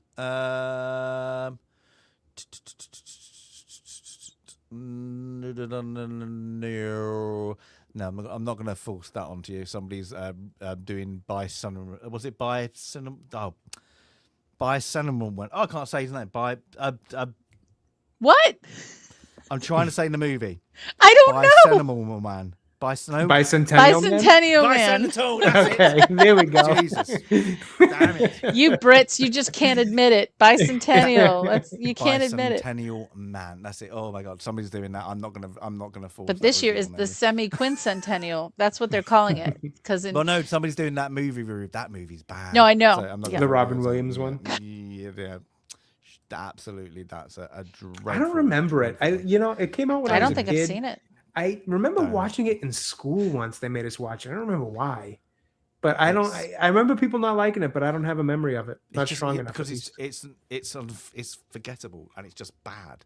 It's just bad. It's just like, what were you thinking? It's like not funny. There's no comedy onto it. You're trying to be serious, but have this really weak plot line. It's just, oh yeah, ignore it because it's ignorable. That's it. But yeah, but on that note, I hope you're going to enjoy it and get on your homework. We had a good one in the ring. I say watch both versions, but watch this version that Jay picked for us. But for now, have a great one. Have a great rest of the weekend. And we will see you in the next film club. For now, bye-bye.